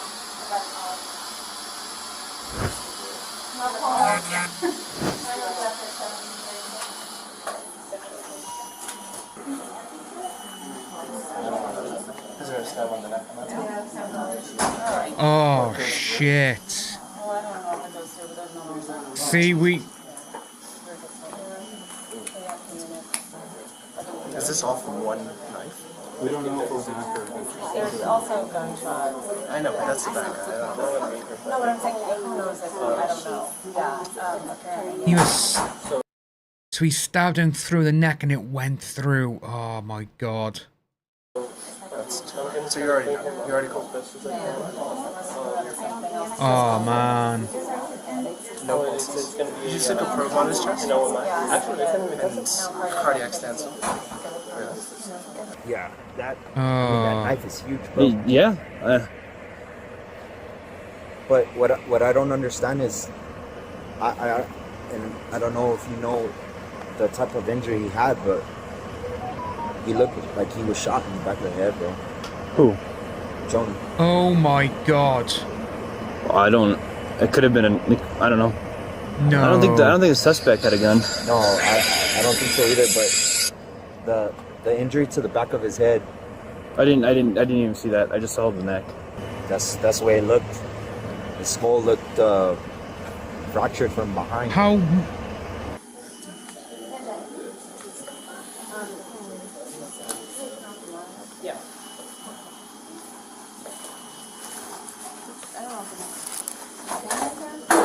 His wife and child are in triage, Dr. Becca.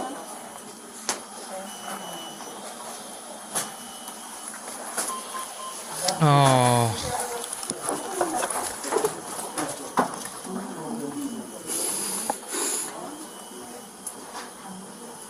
There's never been an officer down for LC. But it wasn't the suspect that shot him. Who shot him? Where was the suspect shot at? The chest, and I think the head. Like chest, stomach. So 3 shots were fired. Do you think that the guy who was under 8 accidentally shot him? Because he had his own gun. There's 2 guns over there. Yeah. So 99 they had his think- gun holstered. There's a gun right next to him, inside. Someone said there's a gun right here, so I grabbed it and I removed it, took one out of the chamber. Yeah, but that's what they just told me. That he got stabbed in the neck, and it looked like, it didn't look like he stabbed him in the back of his head. I saw it. Looked like he had a It was like a hole like this big. He wasn't moving. I know. I was there. I saw him. You looking for the camera? If it's on, we need to get it turned off because it's been on for more than an hour. We're not manually. It's a little bit weird, isn't it? It's probably gonna be more than an hour now. Hold this on my camera. Like, see, we're seeing a lot more stuff there now.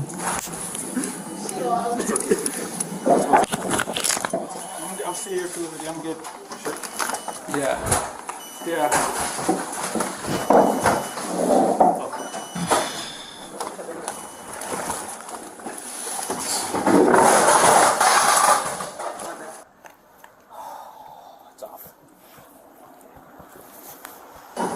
Actually, all got 49 with 777.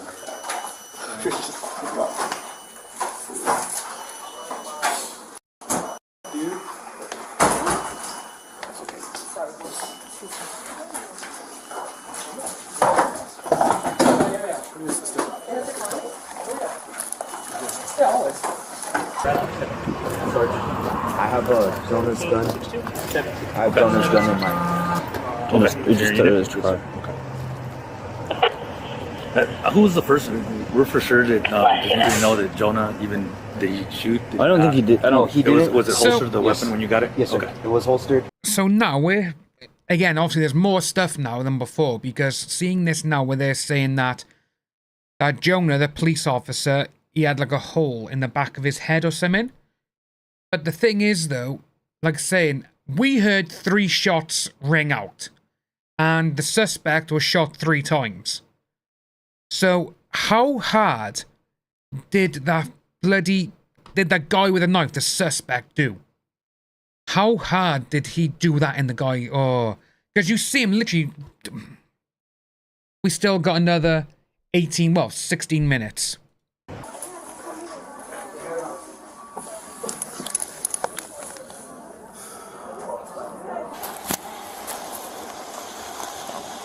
don't think he made it. Thank you guys. Thank you guys.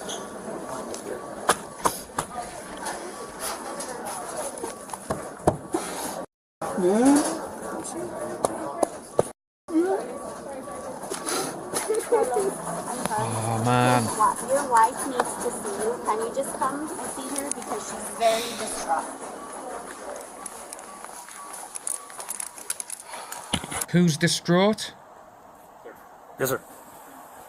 Would you be opposed to me calling another squad down here? That way I could put the male and female in a heated situation where we can still contain them? That's fine. Because Yeah, absolutely. they're freezing. Absolutely. That's fine. Thank you, brother. Man.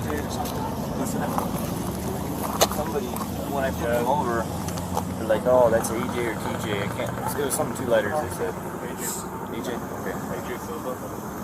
That's the suspect? That's what the female witness identified him as AJ Silva. Her So cousin. she knows. Yes, her cousin. What do you need drone unit to do? I need you guys to stand by and we're going to have to do some overalls. Okay. Okay? You know how to use the Pix 4D? No. Alright. He's gonna be more of a. I think Gould knows how to do the diagram. Do you have Gold's number? Yeah, I can call him. Just call him and tell him. If he hasn't been drinking, get him out here, please. Okay. I almost threw up, so if I do, that's fine. So I'm Detective. I feel sorry for this dude as well, man. The other detective, Manny Frias. And how did you end up here today? So my girlfriend works down the street. Okay. And I picked her up around 4:30, and we're supposed to go to a Super Bowl party, and I had to go to Walmart to pick stuff up. And I'd seen a guy here at the building, and Jim, which is the guy with the hat over there next to the Grove Light, he owns this property, and I worked with him a lot here, and he told me he's had issues with homeless people here, and to let him know if I do see anybody. So I did, and I drove around a bunch of times because I knew he was going to call the cops, and I took pictures and videos of him here and stuff, and I saw him lighting a fire and stuff, so I was just updating him. That's why they called the cops as well. Do you know you're lying? You're lying. Call 1102 right now. Oh, they're just finding out now. Oh. It's confirmed. It's confirmed. As soon as I parked, I saw the officer walking towards this guy, and it turns out it's actually my girlfriend's cousin. His name's AJ. I didn't see the knife at first. I thought he was just punching him. Well, I saw the officer obviously fall to the ground, and by that point, I heard already grab my gun and started running over here, and I yelled, "Hey, stop!" And he looked at me, and I saw the officer with a lot of blood right here, and it was gushing, just gushing out. And so he started coming at me, so I fired on him twice. Okay. I believe it was twice, and he really didn't seem phased by the first one. The second one, he kind of fell down, and he started to get up, and I noticed the officer again, just still gushing blood, and so at that point I fired another round because he was getting back up, and I saw him drop to the ground, and so I started running to the officer and didn't know if he was going to get back up or not, so I actually ran back to him, ran back to the officer, ran back to him, and they didn't know what to do. So I ran back to AJ, noticed that the knife was, that was the first time I saw the knife, that the knife was away, and he wasn't moving, so I went to this officer, and that's when I noticed the gash in his neck. So I put pressure on his neck. it must have been some force from the suspect doing that to the cop to, for the back of the head as well. It's hitting him now. The adrenaline's coming down. So I was holding pressure on his neck, and at this point, there's another guy, that guy in front of this car on his phone, he actually came up with his gun drawn. And by then my girlfriend was already up here and she was telling him I was helping, and I could feel that he had, it was like abnormal in the back of his head. Here we go. It turns out he was slashed, but I kept trying to rotate his head because he was coughing up blood. I didn't want him to choke. And I was bloody hell struggling, and he had told me to turn him to the side, but I was trying to maintain that pressure, and so I asked him to help me, and he helped me. I know he has a lot of problems. I don't know what those problems are. I picked him up a couple times because I know he's homeless. He's been homeless the entire time that I've known him.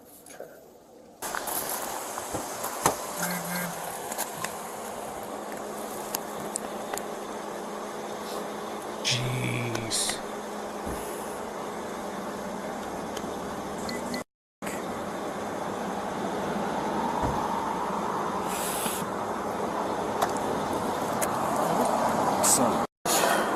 And then your girlfriend was in the car with you?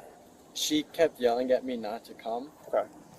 I was not going to intervene. Okay. And so I don't know how far I was before she started chasing me. Wow. I'm pretty positive my third round had hit him. Okay. But for a moment I was terrified that I missed and actually hit the officer, but he fell down to the ground and didn't move, so I'm pretty positive that hit him. Okay. Or else, unless the second one hit, I don't know. I'm gonna take me out. I'm gonna take me out. It hasn't hit me yet. Like, because I literally just saw him. It hasn't hit me. Just thinking about his kids. It's the realization. It's the realization, obviously, all this kind of stuff, because a lot of times, sadly, I've had quite the number of people who I loved very well, still love them all, that have died. Not like this, sadly, but what, no, you know what I mean. And it doesn't hit you until when it does hit you. That's when the come down, obviously that's what it feels like as well, like, oh my god, like a gut punch. The biggest, like this year, one of the biggest ones for me this year is, say, one of my dad's friends has passed away, and I just call my uncle because, again, the bike. And the biggest one this year was my auntie, my mum's sister, and she died in February, I believe, if I remember correctly. And my mum is still not over it. My mum cries every day because she misses her. And, like I say, with this, it's when you work with them as well, it's because those are the people you spend the majority of time with. You know, it's like, say, with me, G, my mate who you all know I play games with. I worked with him, that's when I first met him, and that was in like 2004. And it was always me and him and work together, always. And then, obviously, I still spend the majority of my time with him now. We're playing games instead. And when it hits you that you're never going to see that person again, I fucking hate it. Absolutely hate it. And seeing how, like, say, how this woman now, this copper, she's like, it hasn't hit me yet. When it does, it's going to be one hell of a gut punch to her, and it sucks. That's one of the things in this world that it's hard to explain, you know? Like, speaking of that sort of thing, I'm going to show you something now. So, over the last couple of weeks, well, last couple of months, actually, I have been trying to deal with anxiety like anything. I don't know why I've got it all of a sudden. And just, I'm waking up anxious and all this kind of shit. And when I went and I saw someone a couple of weeks ago, and they were like, you should start journaling. And I was like, why? And he goes, just get, whatever you think. And see, I have started it. I started it on the weekend. And, got a few pages already, just each day, just jotting down in it. But that has actually helped me a little bit, but I've put in some things down there, like, it's almost like I'm trying to think of, not think of things to write, but of what I've been feeling, and recently, say, because of my auntie and everything else, Ozzy Osbourne, which is absolutely stupid, because, obviously, didn't know him, as per se, like, oh yeah, we meet each other, but it's mad how journaling is helping me a little bit. And again, with the pain I've suffered in my back coming home early from the festival, haven't been able to go out with friends or anything, it's starting to help, and I could see why people do it. And to fight certain things, feelings have been coming out recently from me, like say my auntie, a few of my friends, my dad's friends, and all this kind of stuff. And it's like, oh right, it was all pent up, and just seeing now how all these officers are feeling, it's going to be one hell of a gut punch, man. It's going to be horrible. Oh, Emily, yeah, it's, I say, for me, it was my Grampy Terry, my mum's dad. He died in 2008. And that is the only time when my grandfather died, is when I saw my dad cry. That is the only time I've ever seen my dad cry. And he didn't cry for his own mum, for his own father, some of his other family members. But for my mum's dad, first time I ever saw him, I was 22. So that was the first time I saw my dad cry. And it's the only time I've seen him. Oh no, the other time I saw him cry was when we had to put one of our dogs down a couple of years ago.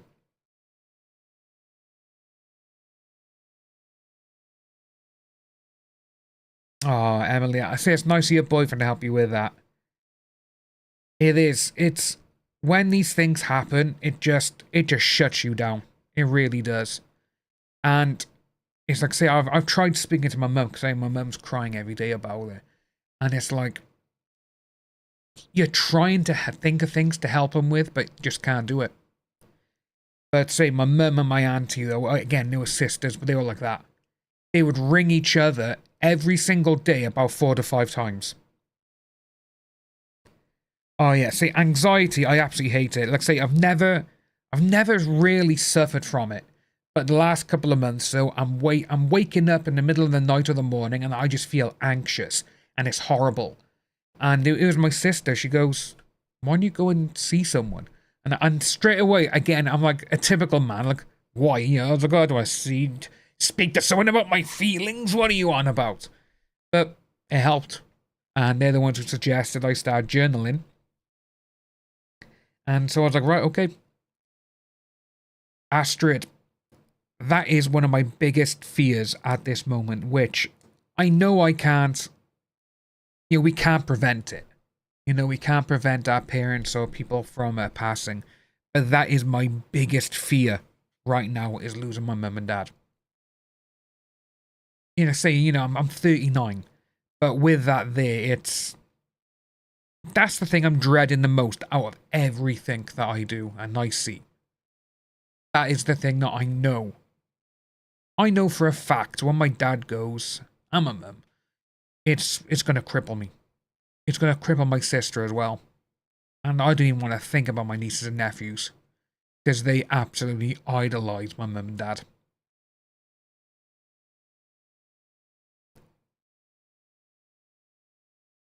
That's it, it's a lot of things that you just don't know really what to do, isn't it?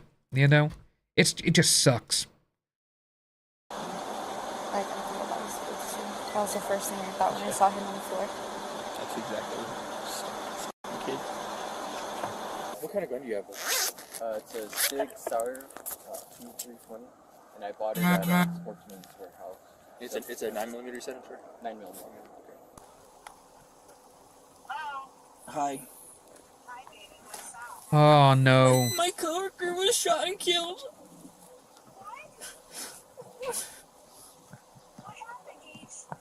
I'm okay. I wasn't there, but...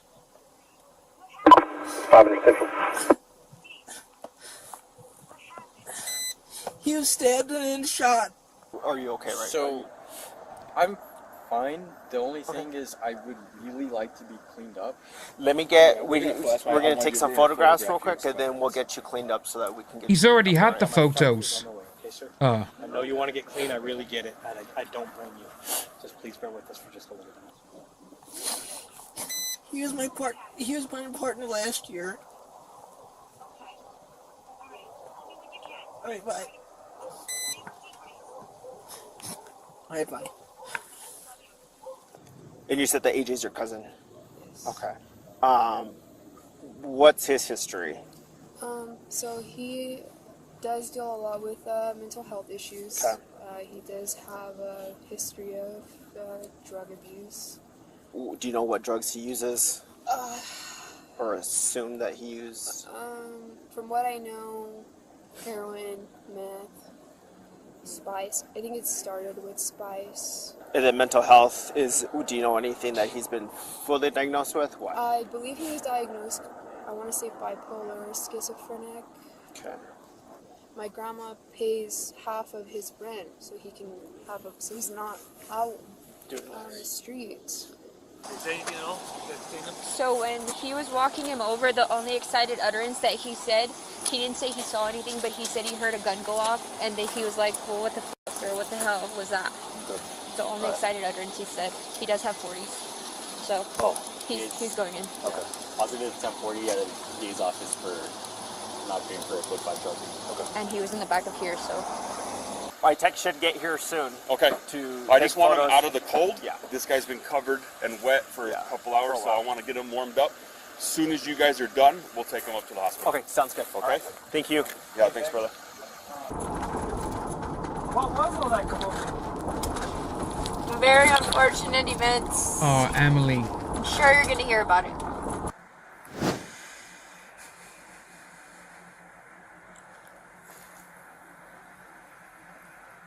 Just gonna move myself over here so I can see the whole thing.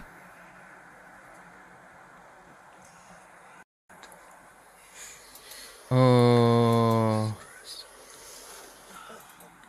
Look at him. Oh my God. Literally covered. Oh. 2, 3, 4, 5, 6, 7. Jesus Christ. Oh my God.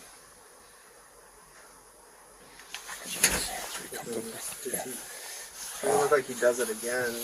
Jeez. Did you, by any chance, take into account the time of that first strike? Were you able to see it on his Exxon?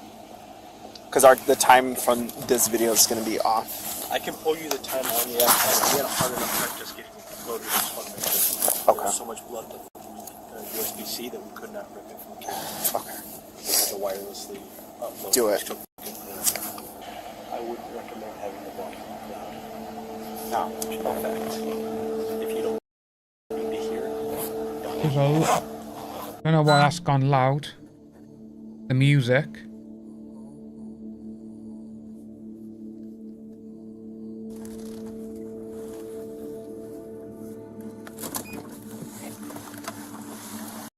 Why is there music in this all of a sudden? 98, 96, 97. This is all of it by here. They're showing it all, are they? We've already seen this. Yeah, was murdered on February 11, 2024. A courageous citizen, Isaiah Astorga, intervened and stopped the murder. On February 27, 2024, the case was presented to the district attorney's office, who declined to prosecute Mr. Astorga. Good. The day after Jonah's murder, the father of the man who murdered Jonah came to the Las Cruces Police Department and spoke with Detective Magallanes. Really, I think it was the short episodes were due to drugs. That's what I think. And the long episodes, I think that was his schizophrenia. Yeah, could be. I feel like I failed as a father. You know, when you're dealing with kids, your children, who have that mental disorders or mental health This issues. is it. I think it's a lot harder once your kids turn into adults, right? Because you can't force them. So don't say that you failed as a parent. You did what you could. This is it. You know, and you know, he made his own decisions. You have to also make that decision of, if I put myself in a situation where I get hurt, what's going to happen to him? I'm very sorry for your loss as well, you know, because you lost your child, you know, and so, he's still my kid, and I yeah, still definitely, yeah, he's still your kid, he's still your flesh and blood, and you know, that's why you're still grieving for your condolences, my apologies. Thank you, thank you, because I know you guys are family here too. Yeah. I mean, we each, our family, but both of our families lost. You look out for each other like family, or even more than family. The message is, it you see sucks. how violent and fast it is. You see the danger that officers face. And my ultimate message is that I will not let be in vain. And we have to collectively, I can't change it by myself, but collectively we have to have positive change for Jonah. The events of that day will leave a scar on our city that will never fully heal. But Jonah was not just a police officer. No, he was wasn't. a father, husband, a son. He was a brother, a nephew, an uncle, a cousin. Jonah was much more than just a law enforcement officer to his family and his close friends. Sucks. No, he was a wonderful husband. And we also shared a lot of joy and love, a lot of it. I know he was an amazing officer. He was a quick electrician, a beautiful son who loved his family, and a wonderful husband. We all know that. But above all, he was an amazing dad. And that was his joy. That was everything to him. Oh, man.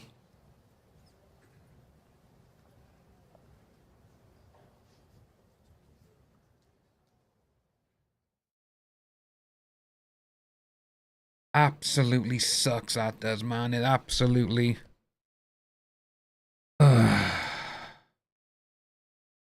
It's horrible. That there. That absolutely sucks. It's... The way that is being done is... Like, you know, you saw everyone there. Everyone loved him. Everyone loved him. And seeing how all of these people, and especially, you know, like the guy there was just going on, oh yeah, we can see this, we're going to do this. And obviously, you saw, you know, the people like, it hasn't hit us. You know, and then obviously you got the mother, you know, the wife. And when it gets to that part there, like I say, I don't know why for me, but recently as well, I have started to get more emotional as I've gotten older. And my dad said, he goes, it's what happens. And when you see certain things like this, when it happens to good people, that's when it's... I heard a bang on my window. But yeah, it is. It's that kind of thing, you know. It does make you go, oh my God. You know, that sort of thing there. But yeah, it's sad. You know, but so we have got a few more to have a little look-see at. Where's the one I was on about? So, this one I've got for us is... I can't remember... Oh. I can't remember if we've seen this one or not. Let me have a quick look.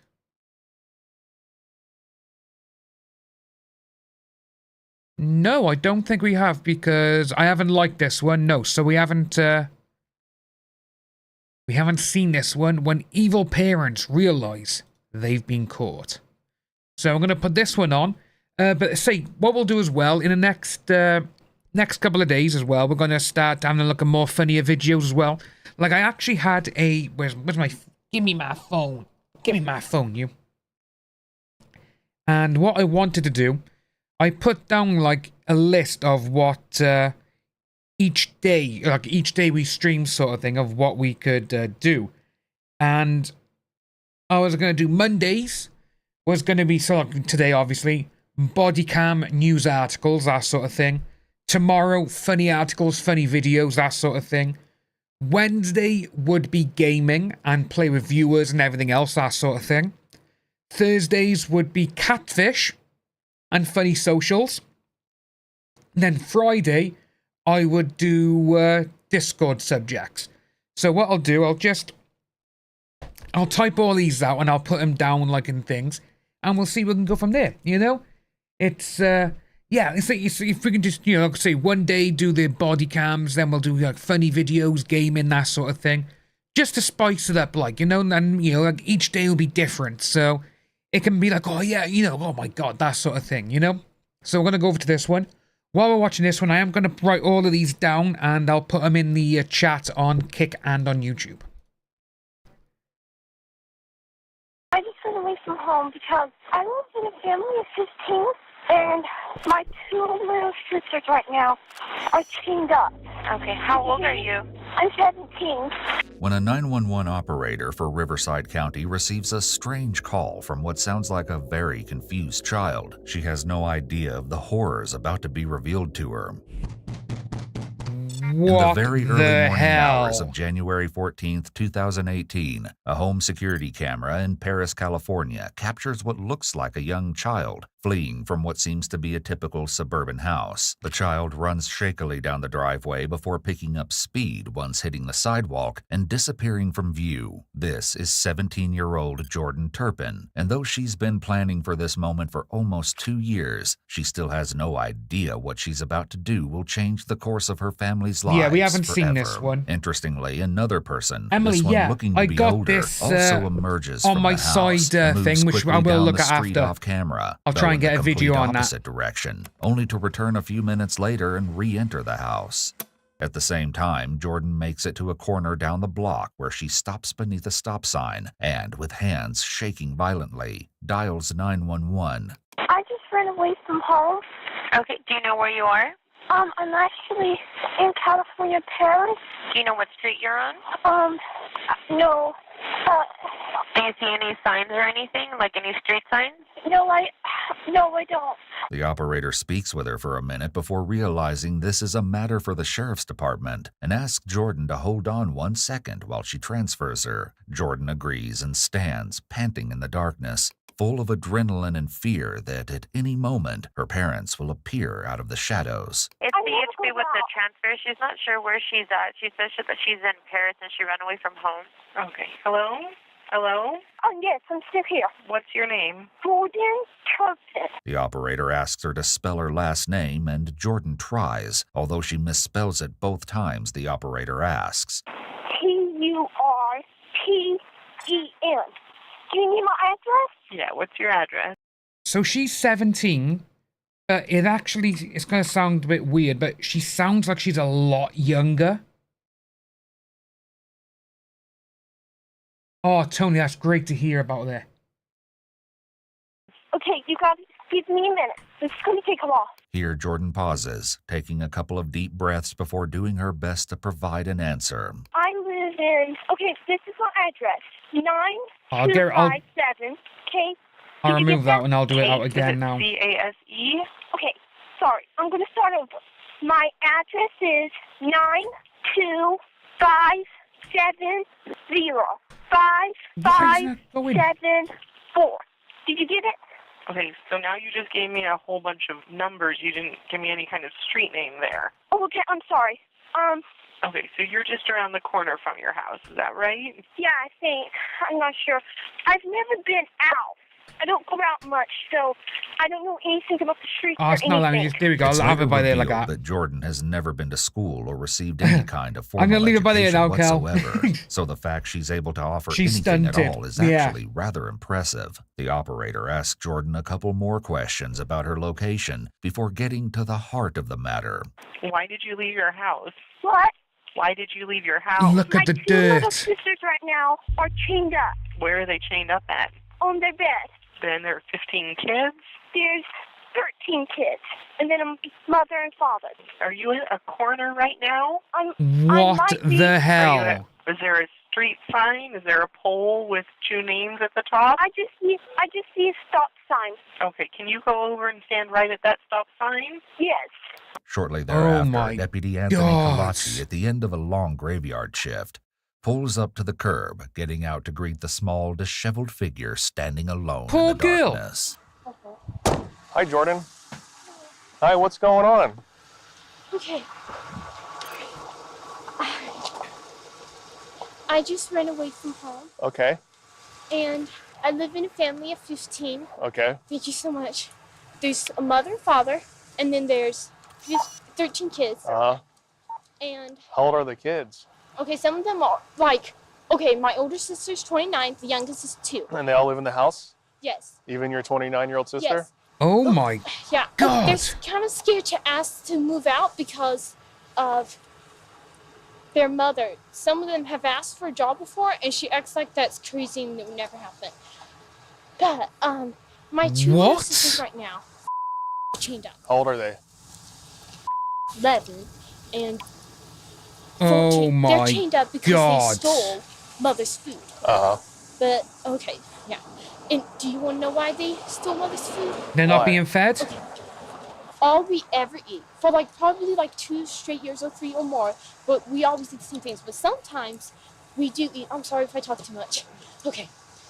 What I've the never hell? talked to anybody out there, so I've never been alone with a person, so this is very hard for me to talk. Despite Jordan's marked level of trepidation, she continues to divulge as much information Yeah. as possible, though she clearly struggles to put it all into words. She picks up where she left off with the dispatcher during her 911 call in regards to Turpin family life and how little the children were fed. I don't know much about my mother. She doesn't like us. She doesn't spend time with us ever. Who takes care of you? I take care of myself, and Mother does buy food for us, so she feeds us. Okay. All we ever eat is peanut butter sandwiches. Sometimes they tell Mother that they're hungry, but she has to give it to them. And then when they throw up, she says, "You're supposed to tell me if you're hungry. I'll give you something." And then they try to tell her, she just like, Jesus. "Okay, go on." So. You've never been outside before? No, Okay, I don't been know about outside. this one, Angel. Do you go to school? No, I haven't finished first grade. Jordan, having been sheltered from the Oh outside my world, God. is painfully apparent when she concedes that she isn't familiar with the most basic of health-related terminology. Does anybody at the house take any kind of medication? Oh, I don't know what medication is. Any medicine? Oh, the poor girl. When we have a cold, sometimes we take Robitussin. What I don't the know. We don't fuck? take medicine much when we're sick. Right. So. How did you, do your parents know you left your house? No, The- stay home. Oh my God. Do you take any medication? What's medication? Medication? Yeah, what's medication? Do you take pills? Do you take pills? Oh, I For- don't think I've ever taken a pill before. Okay. Jesus I haven't. Christ. But What about your other siblings? Do they ever go outside? okay. Mother treats them right. They're like, they go out every day when she goes out, but she takes. It's the way she's saying, mother. It's. Jeez. I fucking hate parents like this. And having that many kids. Turn sometimes. It's 2 right now. But when was 1, was crying, and Mother on her head with a pencil, and she just turned 1. And we was like noticing stuff, like we was like, did get amnesia? Because she started acting weird after that. And so, So you don't go to school? right, I don't go Do to your school. parents, do they let you go outside? I've never, we don't even go in the backyard. But the reason I called and the reason I managed to get out here, this is one of the most scariest things I've ever done. I'm terrified. But I called because my 2 little sisters, they're chained up right now. And they, Do you have pictures of that? yes, I can show you.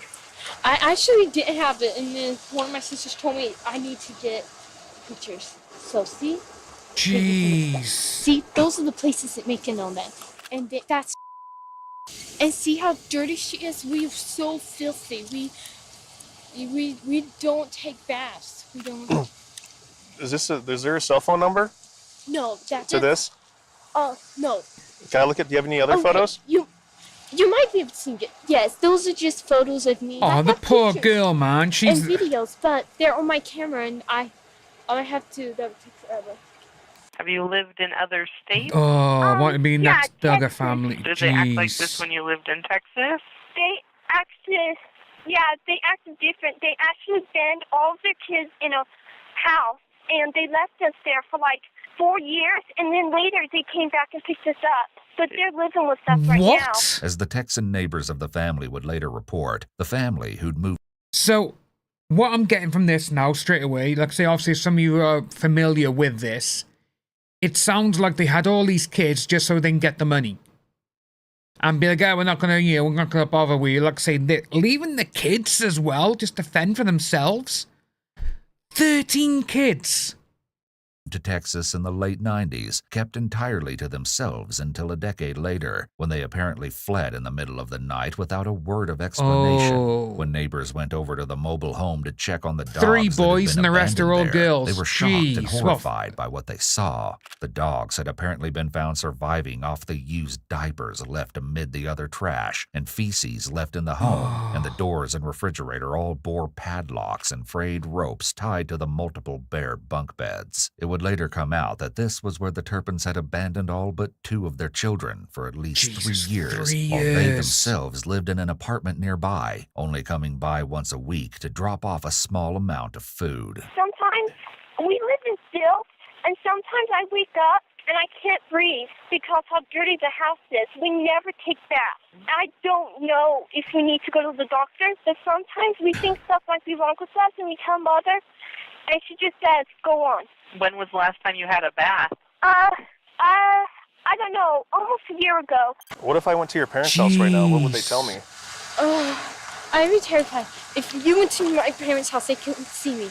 How did your sisters get like this? Okay. Your parents chained them up? Yes, because they stole food. Okay. But they stole it because they were hungry. You make sure to save these, okay? Okay, I will. Don't get rid of those. I will. I won't. Yes. Okay. Can you do me a favor? Take a seat in the back of my car? Yes. We're going to go around the corner, okay? Okay. Jeez. Oh, Emily, man. Here, okay? By this point, the deputies heard enough. He radios for backup and escorts Jordan to the police car to be driven to the family home. He reassures her she doesn't have to see her parents. On the way over to the house, Deputy Kalachi asks Jordan a few more questions. Do you have any injuries? What's injuries? Are you hurt? Oh, see? No, not right now. Okay. These parents, man. Are your parents sleeping? No, they're... Oh, I think... What annoys me is that even though we're seeing this now, obviously, but there's probably millions of people like this who are doing this to their kids, and none of us will ever know. That's... Oh. Have you ever tried to escape before? Yes, I have.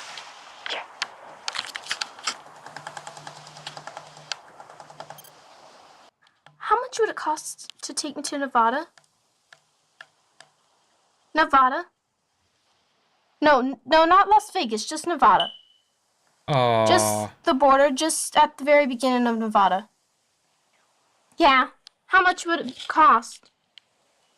Huh? No. No, I'm 18. Okay, a couple hundred? I'm not going. I'll take a bus. Yeah, thanks. Bye. And what happens when you try to? My parents never caught me. But my older sister has run away, and she caught her. She caught her, bloody hell. She just turned 20. Yeah. And her sister caught her, brought her back home, and she got in so much trouble. Has anybody ever been to your house before to check on your welfare? Like, have any of your other siblings called the cops? No. Yeah. some of them have wanted to, but they're too terrified. Did you call the police? I didn't have a way to get a phone yet. This is the first chance I got this phone back. Like, I got this phone probably, like, less than a month ago. But the next chance I got to call and run away was... How did you get a phone? Okay, it's my brother's phone. He was going to throw it away, and it wasn't used. And so I needed a way to call 911, and I asked my sister, would that be okay? And because we don't know much, and so... Oh, Tony, Why don't you know much? Older sister. Why don't you know much? We don't go around, our parents never tell us things. When we hear stuff, we're shocked. It took forever for us to figure out what our parents does is against the law. We took forever. And even the 29-year-old doesn't know this? Okay, the 29-year-old does. She knew it for a long time, but... Jeez. The sister, 29-year-old Jennifer Turpin, had in fact tried to escape once when the Turpin family lived in Texas, but without any form of education or identification, she was eventually forced to return home, where she was promptly punished. Is there a phone number to that phone? I don't think there is. How did you call 911? Well, you could call 911. Oh. Well, yeah, even I know that. Even if you have no thing, you could still do it. So your parents... You're 17 years old? Yes. And throughout your whole life, you've never gone to school? Right. I started first grade 2015 or 2016. Uh-huh. But, How did you start first grade? Oh, in homeschool? yes. And you've never gone to school? Right. What else do your parents do to you guys? Oh, my brother changed up too right now. Oh, Why did you decide to leave today? It was the next chance I got that I could phone. How did you get a chance to get out? Well, So, with this, I can see why the copper is asking these sort of things. Because... Right there. Sorry, in the quick look here. Nice one, bows and stuff. Yeah, just seeing these now with the cop he's asking all these questions, I'm thinking to myself as well. It's like, because how'd you get out? If you don't do this, you've only started 1 year in school or whatever, and you'd be thinking like, how is this even happening? Like, how come you don't know anything? And obviously the way the girl, she's speaking fast, and she did say, I'm sorry, because obviously it's new to her, really. But yeah, it's like saying, how come you've just now got out? Obviously, she's only someone to get the phone. And, it's sad, and it's also frightening to know that the 29-year-old, they knew what is going on, but they're too scared themselves. I was actually terrified. It's My mother nuts. was in the kitchen talking to the older ones, and she was laughing and stuff. And I was terrified. Jeez. She got real mad. She just was doing stuff to my little sister, and I was just like, and she started saying that she was gonna just do stuff to us, and so I was just so scared, and I just left.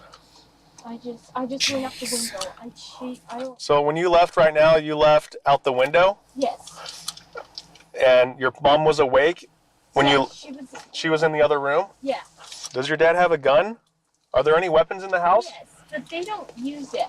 How long have your mom and dad been married? I don't know, probably 20, I don't know. They got married when she was 16. Jordan is referring to her mother, 49-year-old Louise Turpin. According to both of Louise's sisters, Louise essentially ran away from home with the then 23-year-old David when she was only 16. David was from a highly respected and influential family in their hometown, and it was for this reason that Louise's parents gave their blessing for the two to get officially married. Yes. So all kids have the same mom and dad? Yes. According to David's parents, the reason he and Louise had so many children was down to them both being deeply religious in the Pentecostal faith, though the couple didn't attend a church or even have one near their home. Does your mom take you to the doctor? Not all the time. There was one time we all went to the doctor, and that's because we were sick, and the doctor told us that if we were one day later, it would have been too late. She always waits for the last minute for everything. Have the police ever got involved with this? No. Well, why don't you guys just leave the house? Because we're terrified. We don't really have a way. Everyone's always looking. There's always somebody. Well, you said your mom's always gone, right? Right. So Well, why don't you just leave? either she leaves one of the older ones there, and our house, it makes a beeping noise. This beeping noise was actually just the low battery sound from the smoke detectors in the Turpin's home. It seems Jordan is under the impression that this was a signal from some sort of security system. At this point, the other officers pull up to the scene, and Deputy Michelucci steps out of the car to direct them. It's now 7 a.m., and the sun has started to rise on this cool January morning when they approach the front door and knock loudly for a couple minutes.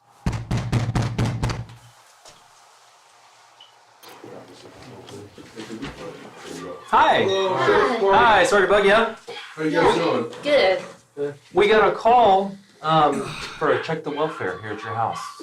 So for what? Check the welfare. So just basically check on everybody, make sure everybody's okay. Yeah. Why? Do you guys have kids in the house? Yes. Okay. Do you mind if we come in and just take a look, make sure everybody's safe and everything's okay?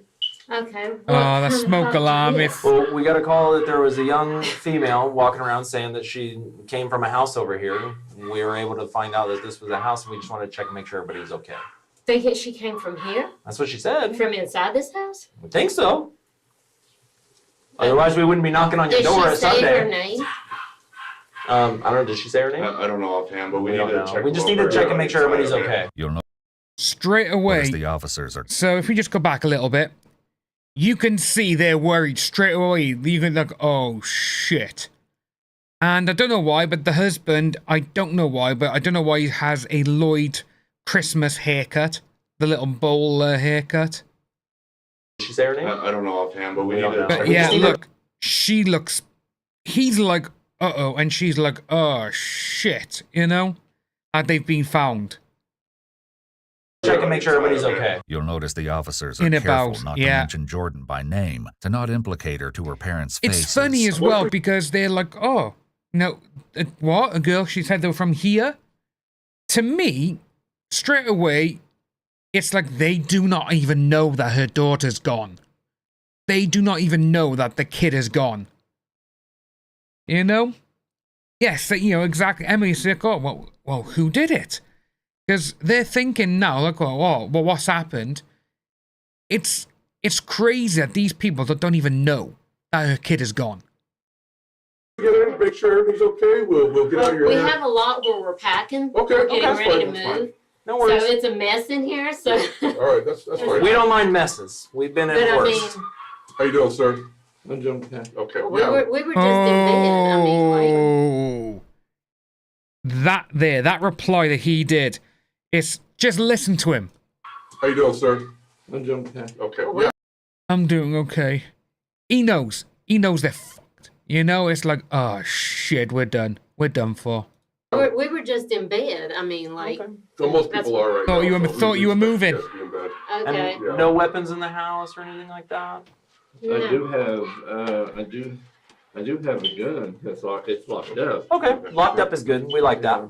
Okay, well, we're going to Get come out in and the- check, move. okay? We just want to make Get sure out the everybody's way. okay. Oh, do you have a search warrant or anything? Or No. we don't need one, sir?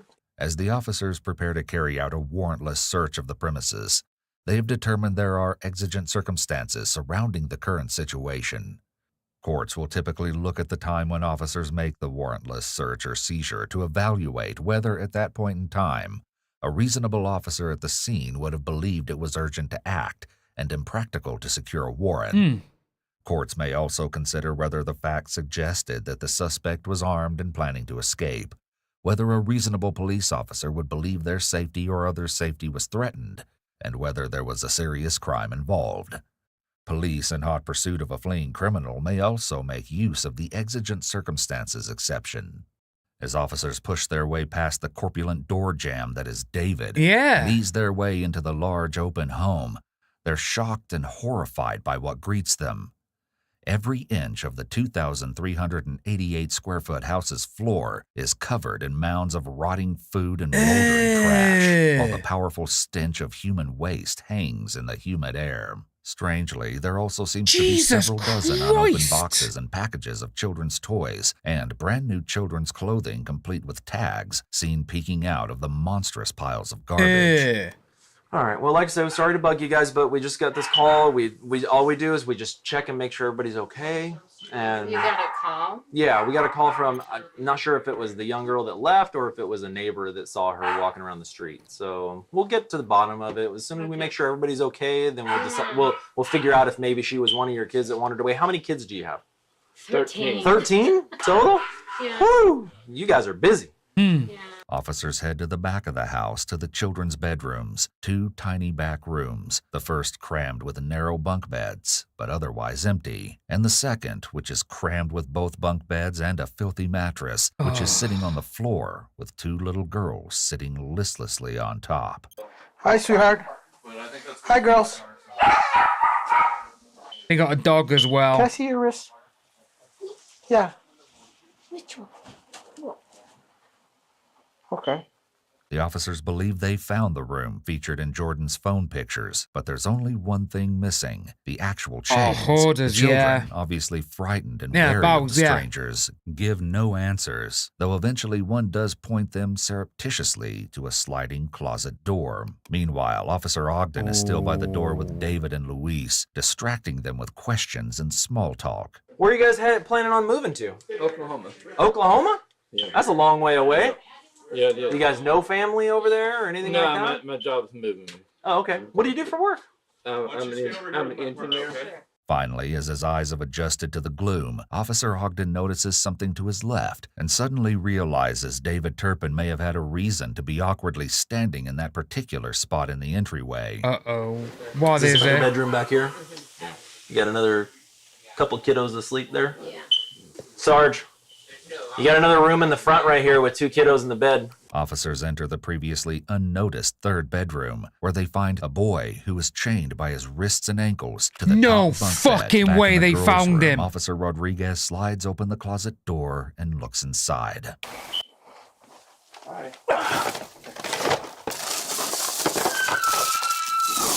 All right, let's just go ahead and detain the parents at this point.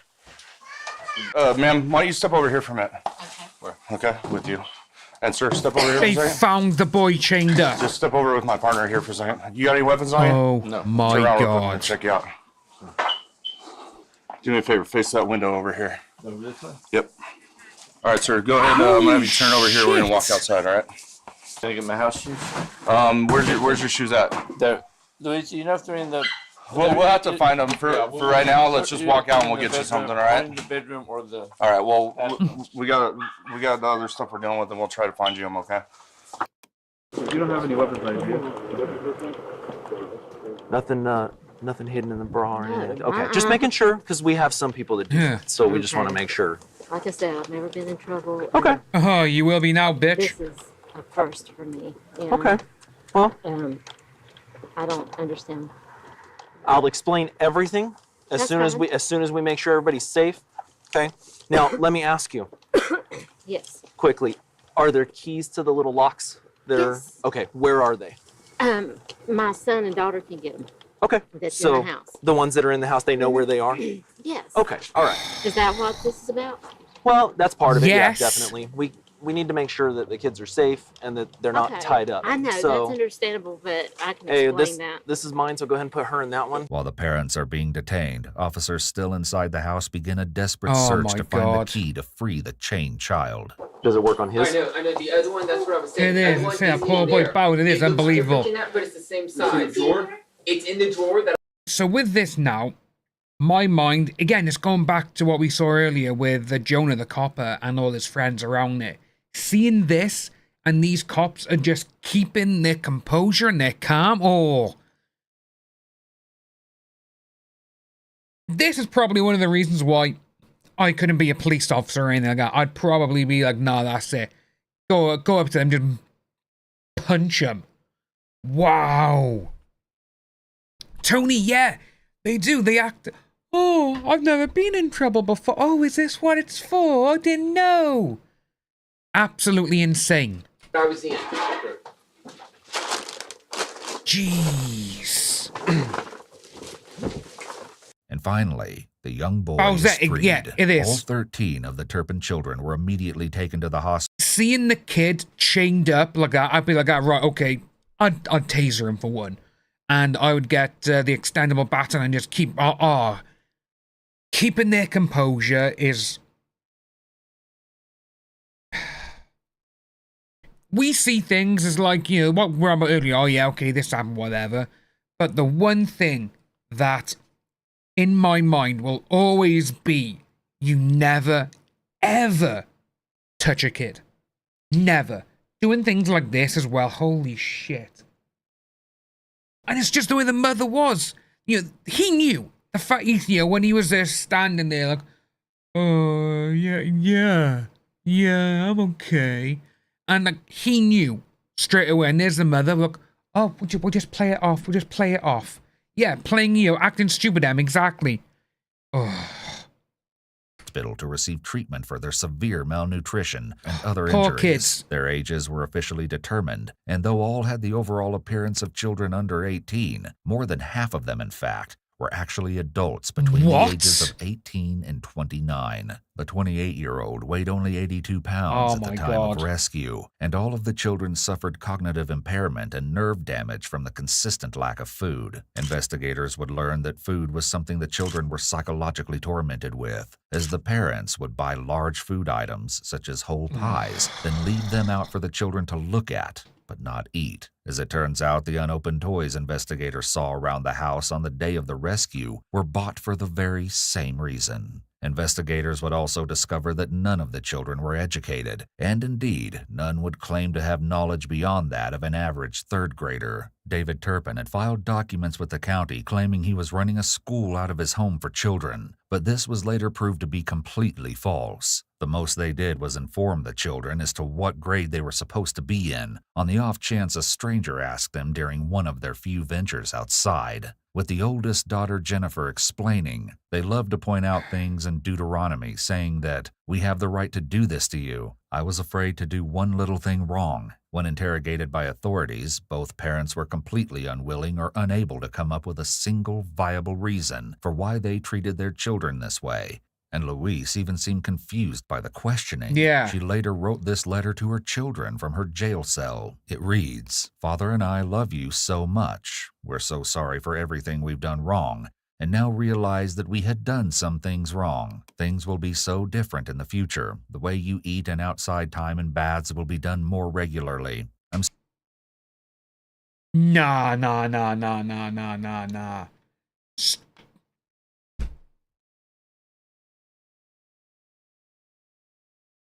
I would have beaten the shit out of them. I do not care. Oh my god. Yeah, they ain't sorry at all.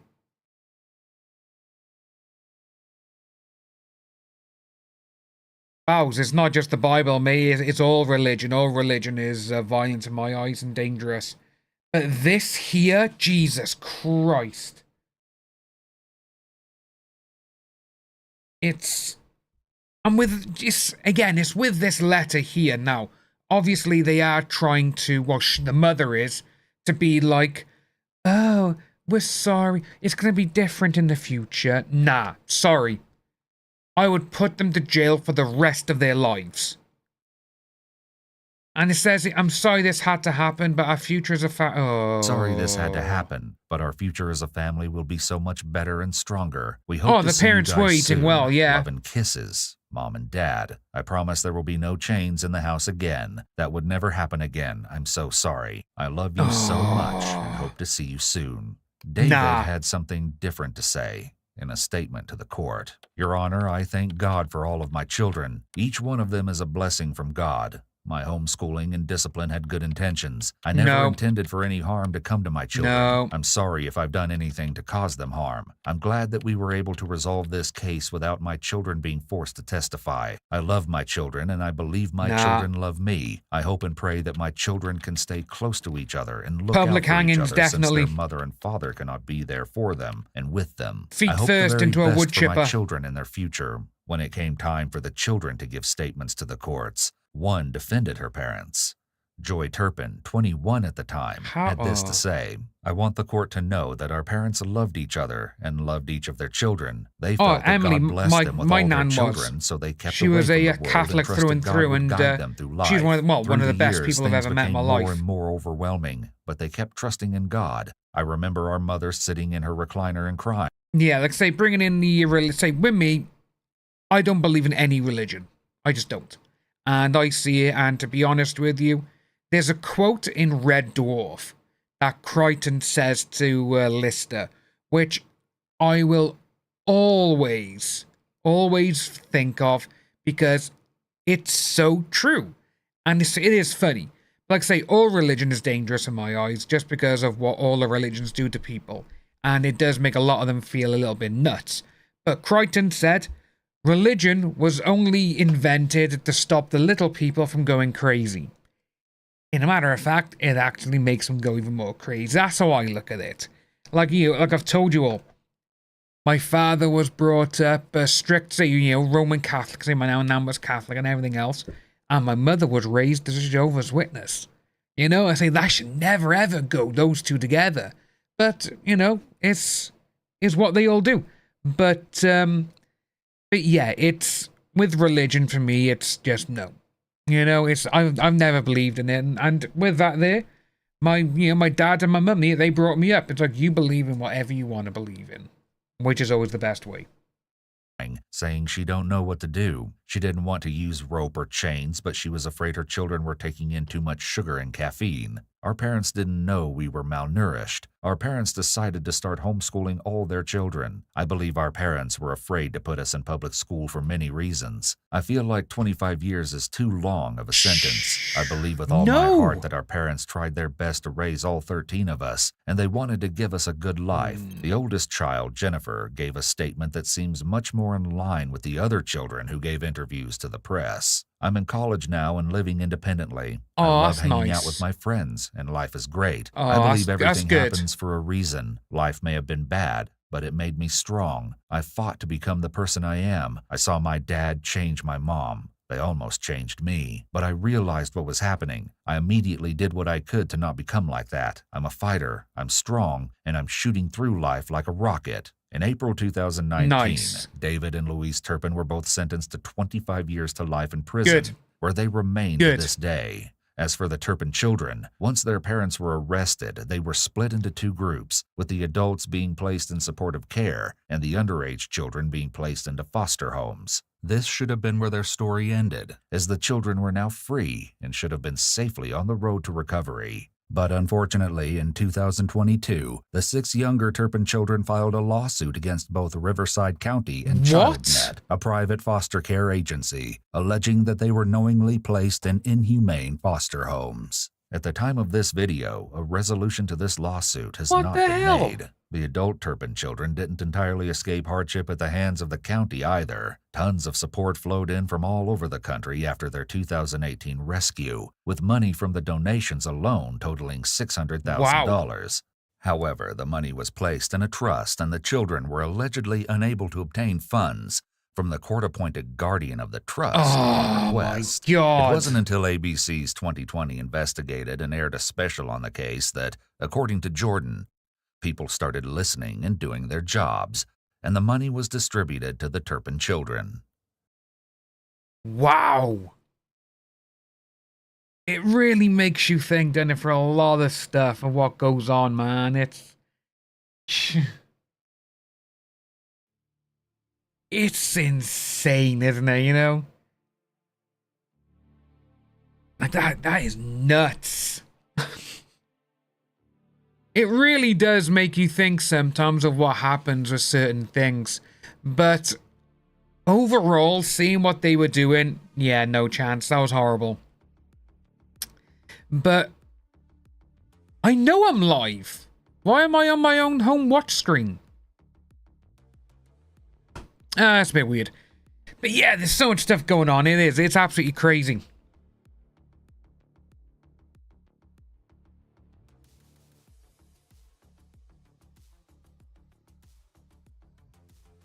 Yeah, say pick a mix, yeah.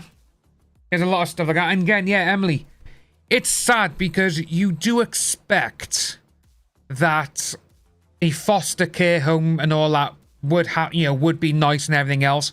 But again, you got all this stuff still going. Absolutely crazy. It really is. But guys, like, so I did put it into the description as well regarding, like, say, what we want to do on here, you know, for each different days and stuff. So what we got is, can I bring this over here to show you? Is, right, yes, so this is what we, I want to put planned up for us. So, on Mondays, BODYCAM news articles, so like ones that we've seen today and all this kind of stuff. Tuesdays, funny articles, funny videos, so like the ones we saw the other week, with, you know, like the hot gummy bears, that sort of thing. Wednesday would be gaming, play with viewers. With that, it mostly will be probably like, obviously, like, you know, Fall Guys or, you know, Phasmophobia, stuff like that. Thursdays, BODYCAM and CATFISH ones. And then, obviously on Friday, Discord subjects. I have put a little asterisk next to it, mostly because to see which ones would be safe for streaming on here and all that kind of stuff. So we can look at a few things like that. But yeah, that's what I think we could look to be doing, which I think would actually be really, really fun. I am going to be changing the color of this from the green. I'm not too sure what color I'm going to try and change it to, but I'm going to have a little look-see and see what we get. I may also change the font as well, because over by here, the Kick Chat is via... What is the Kick Chat one from? It is... No, it's not that one.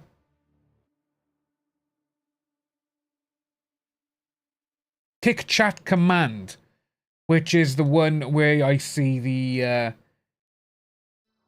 for the Kickbot, that's what it's called.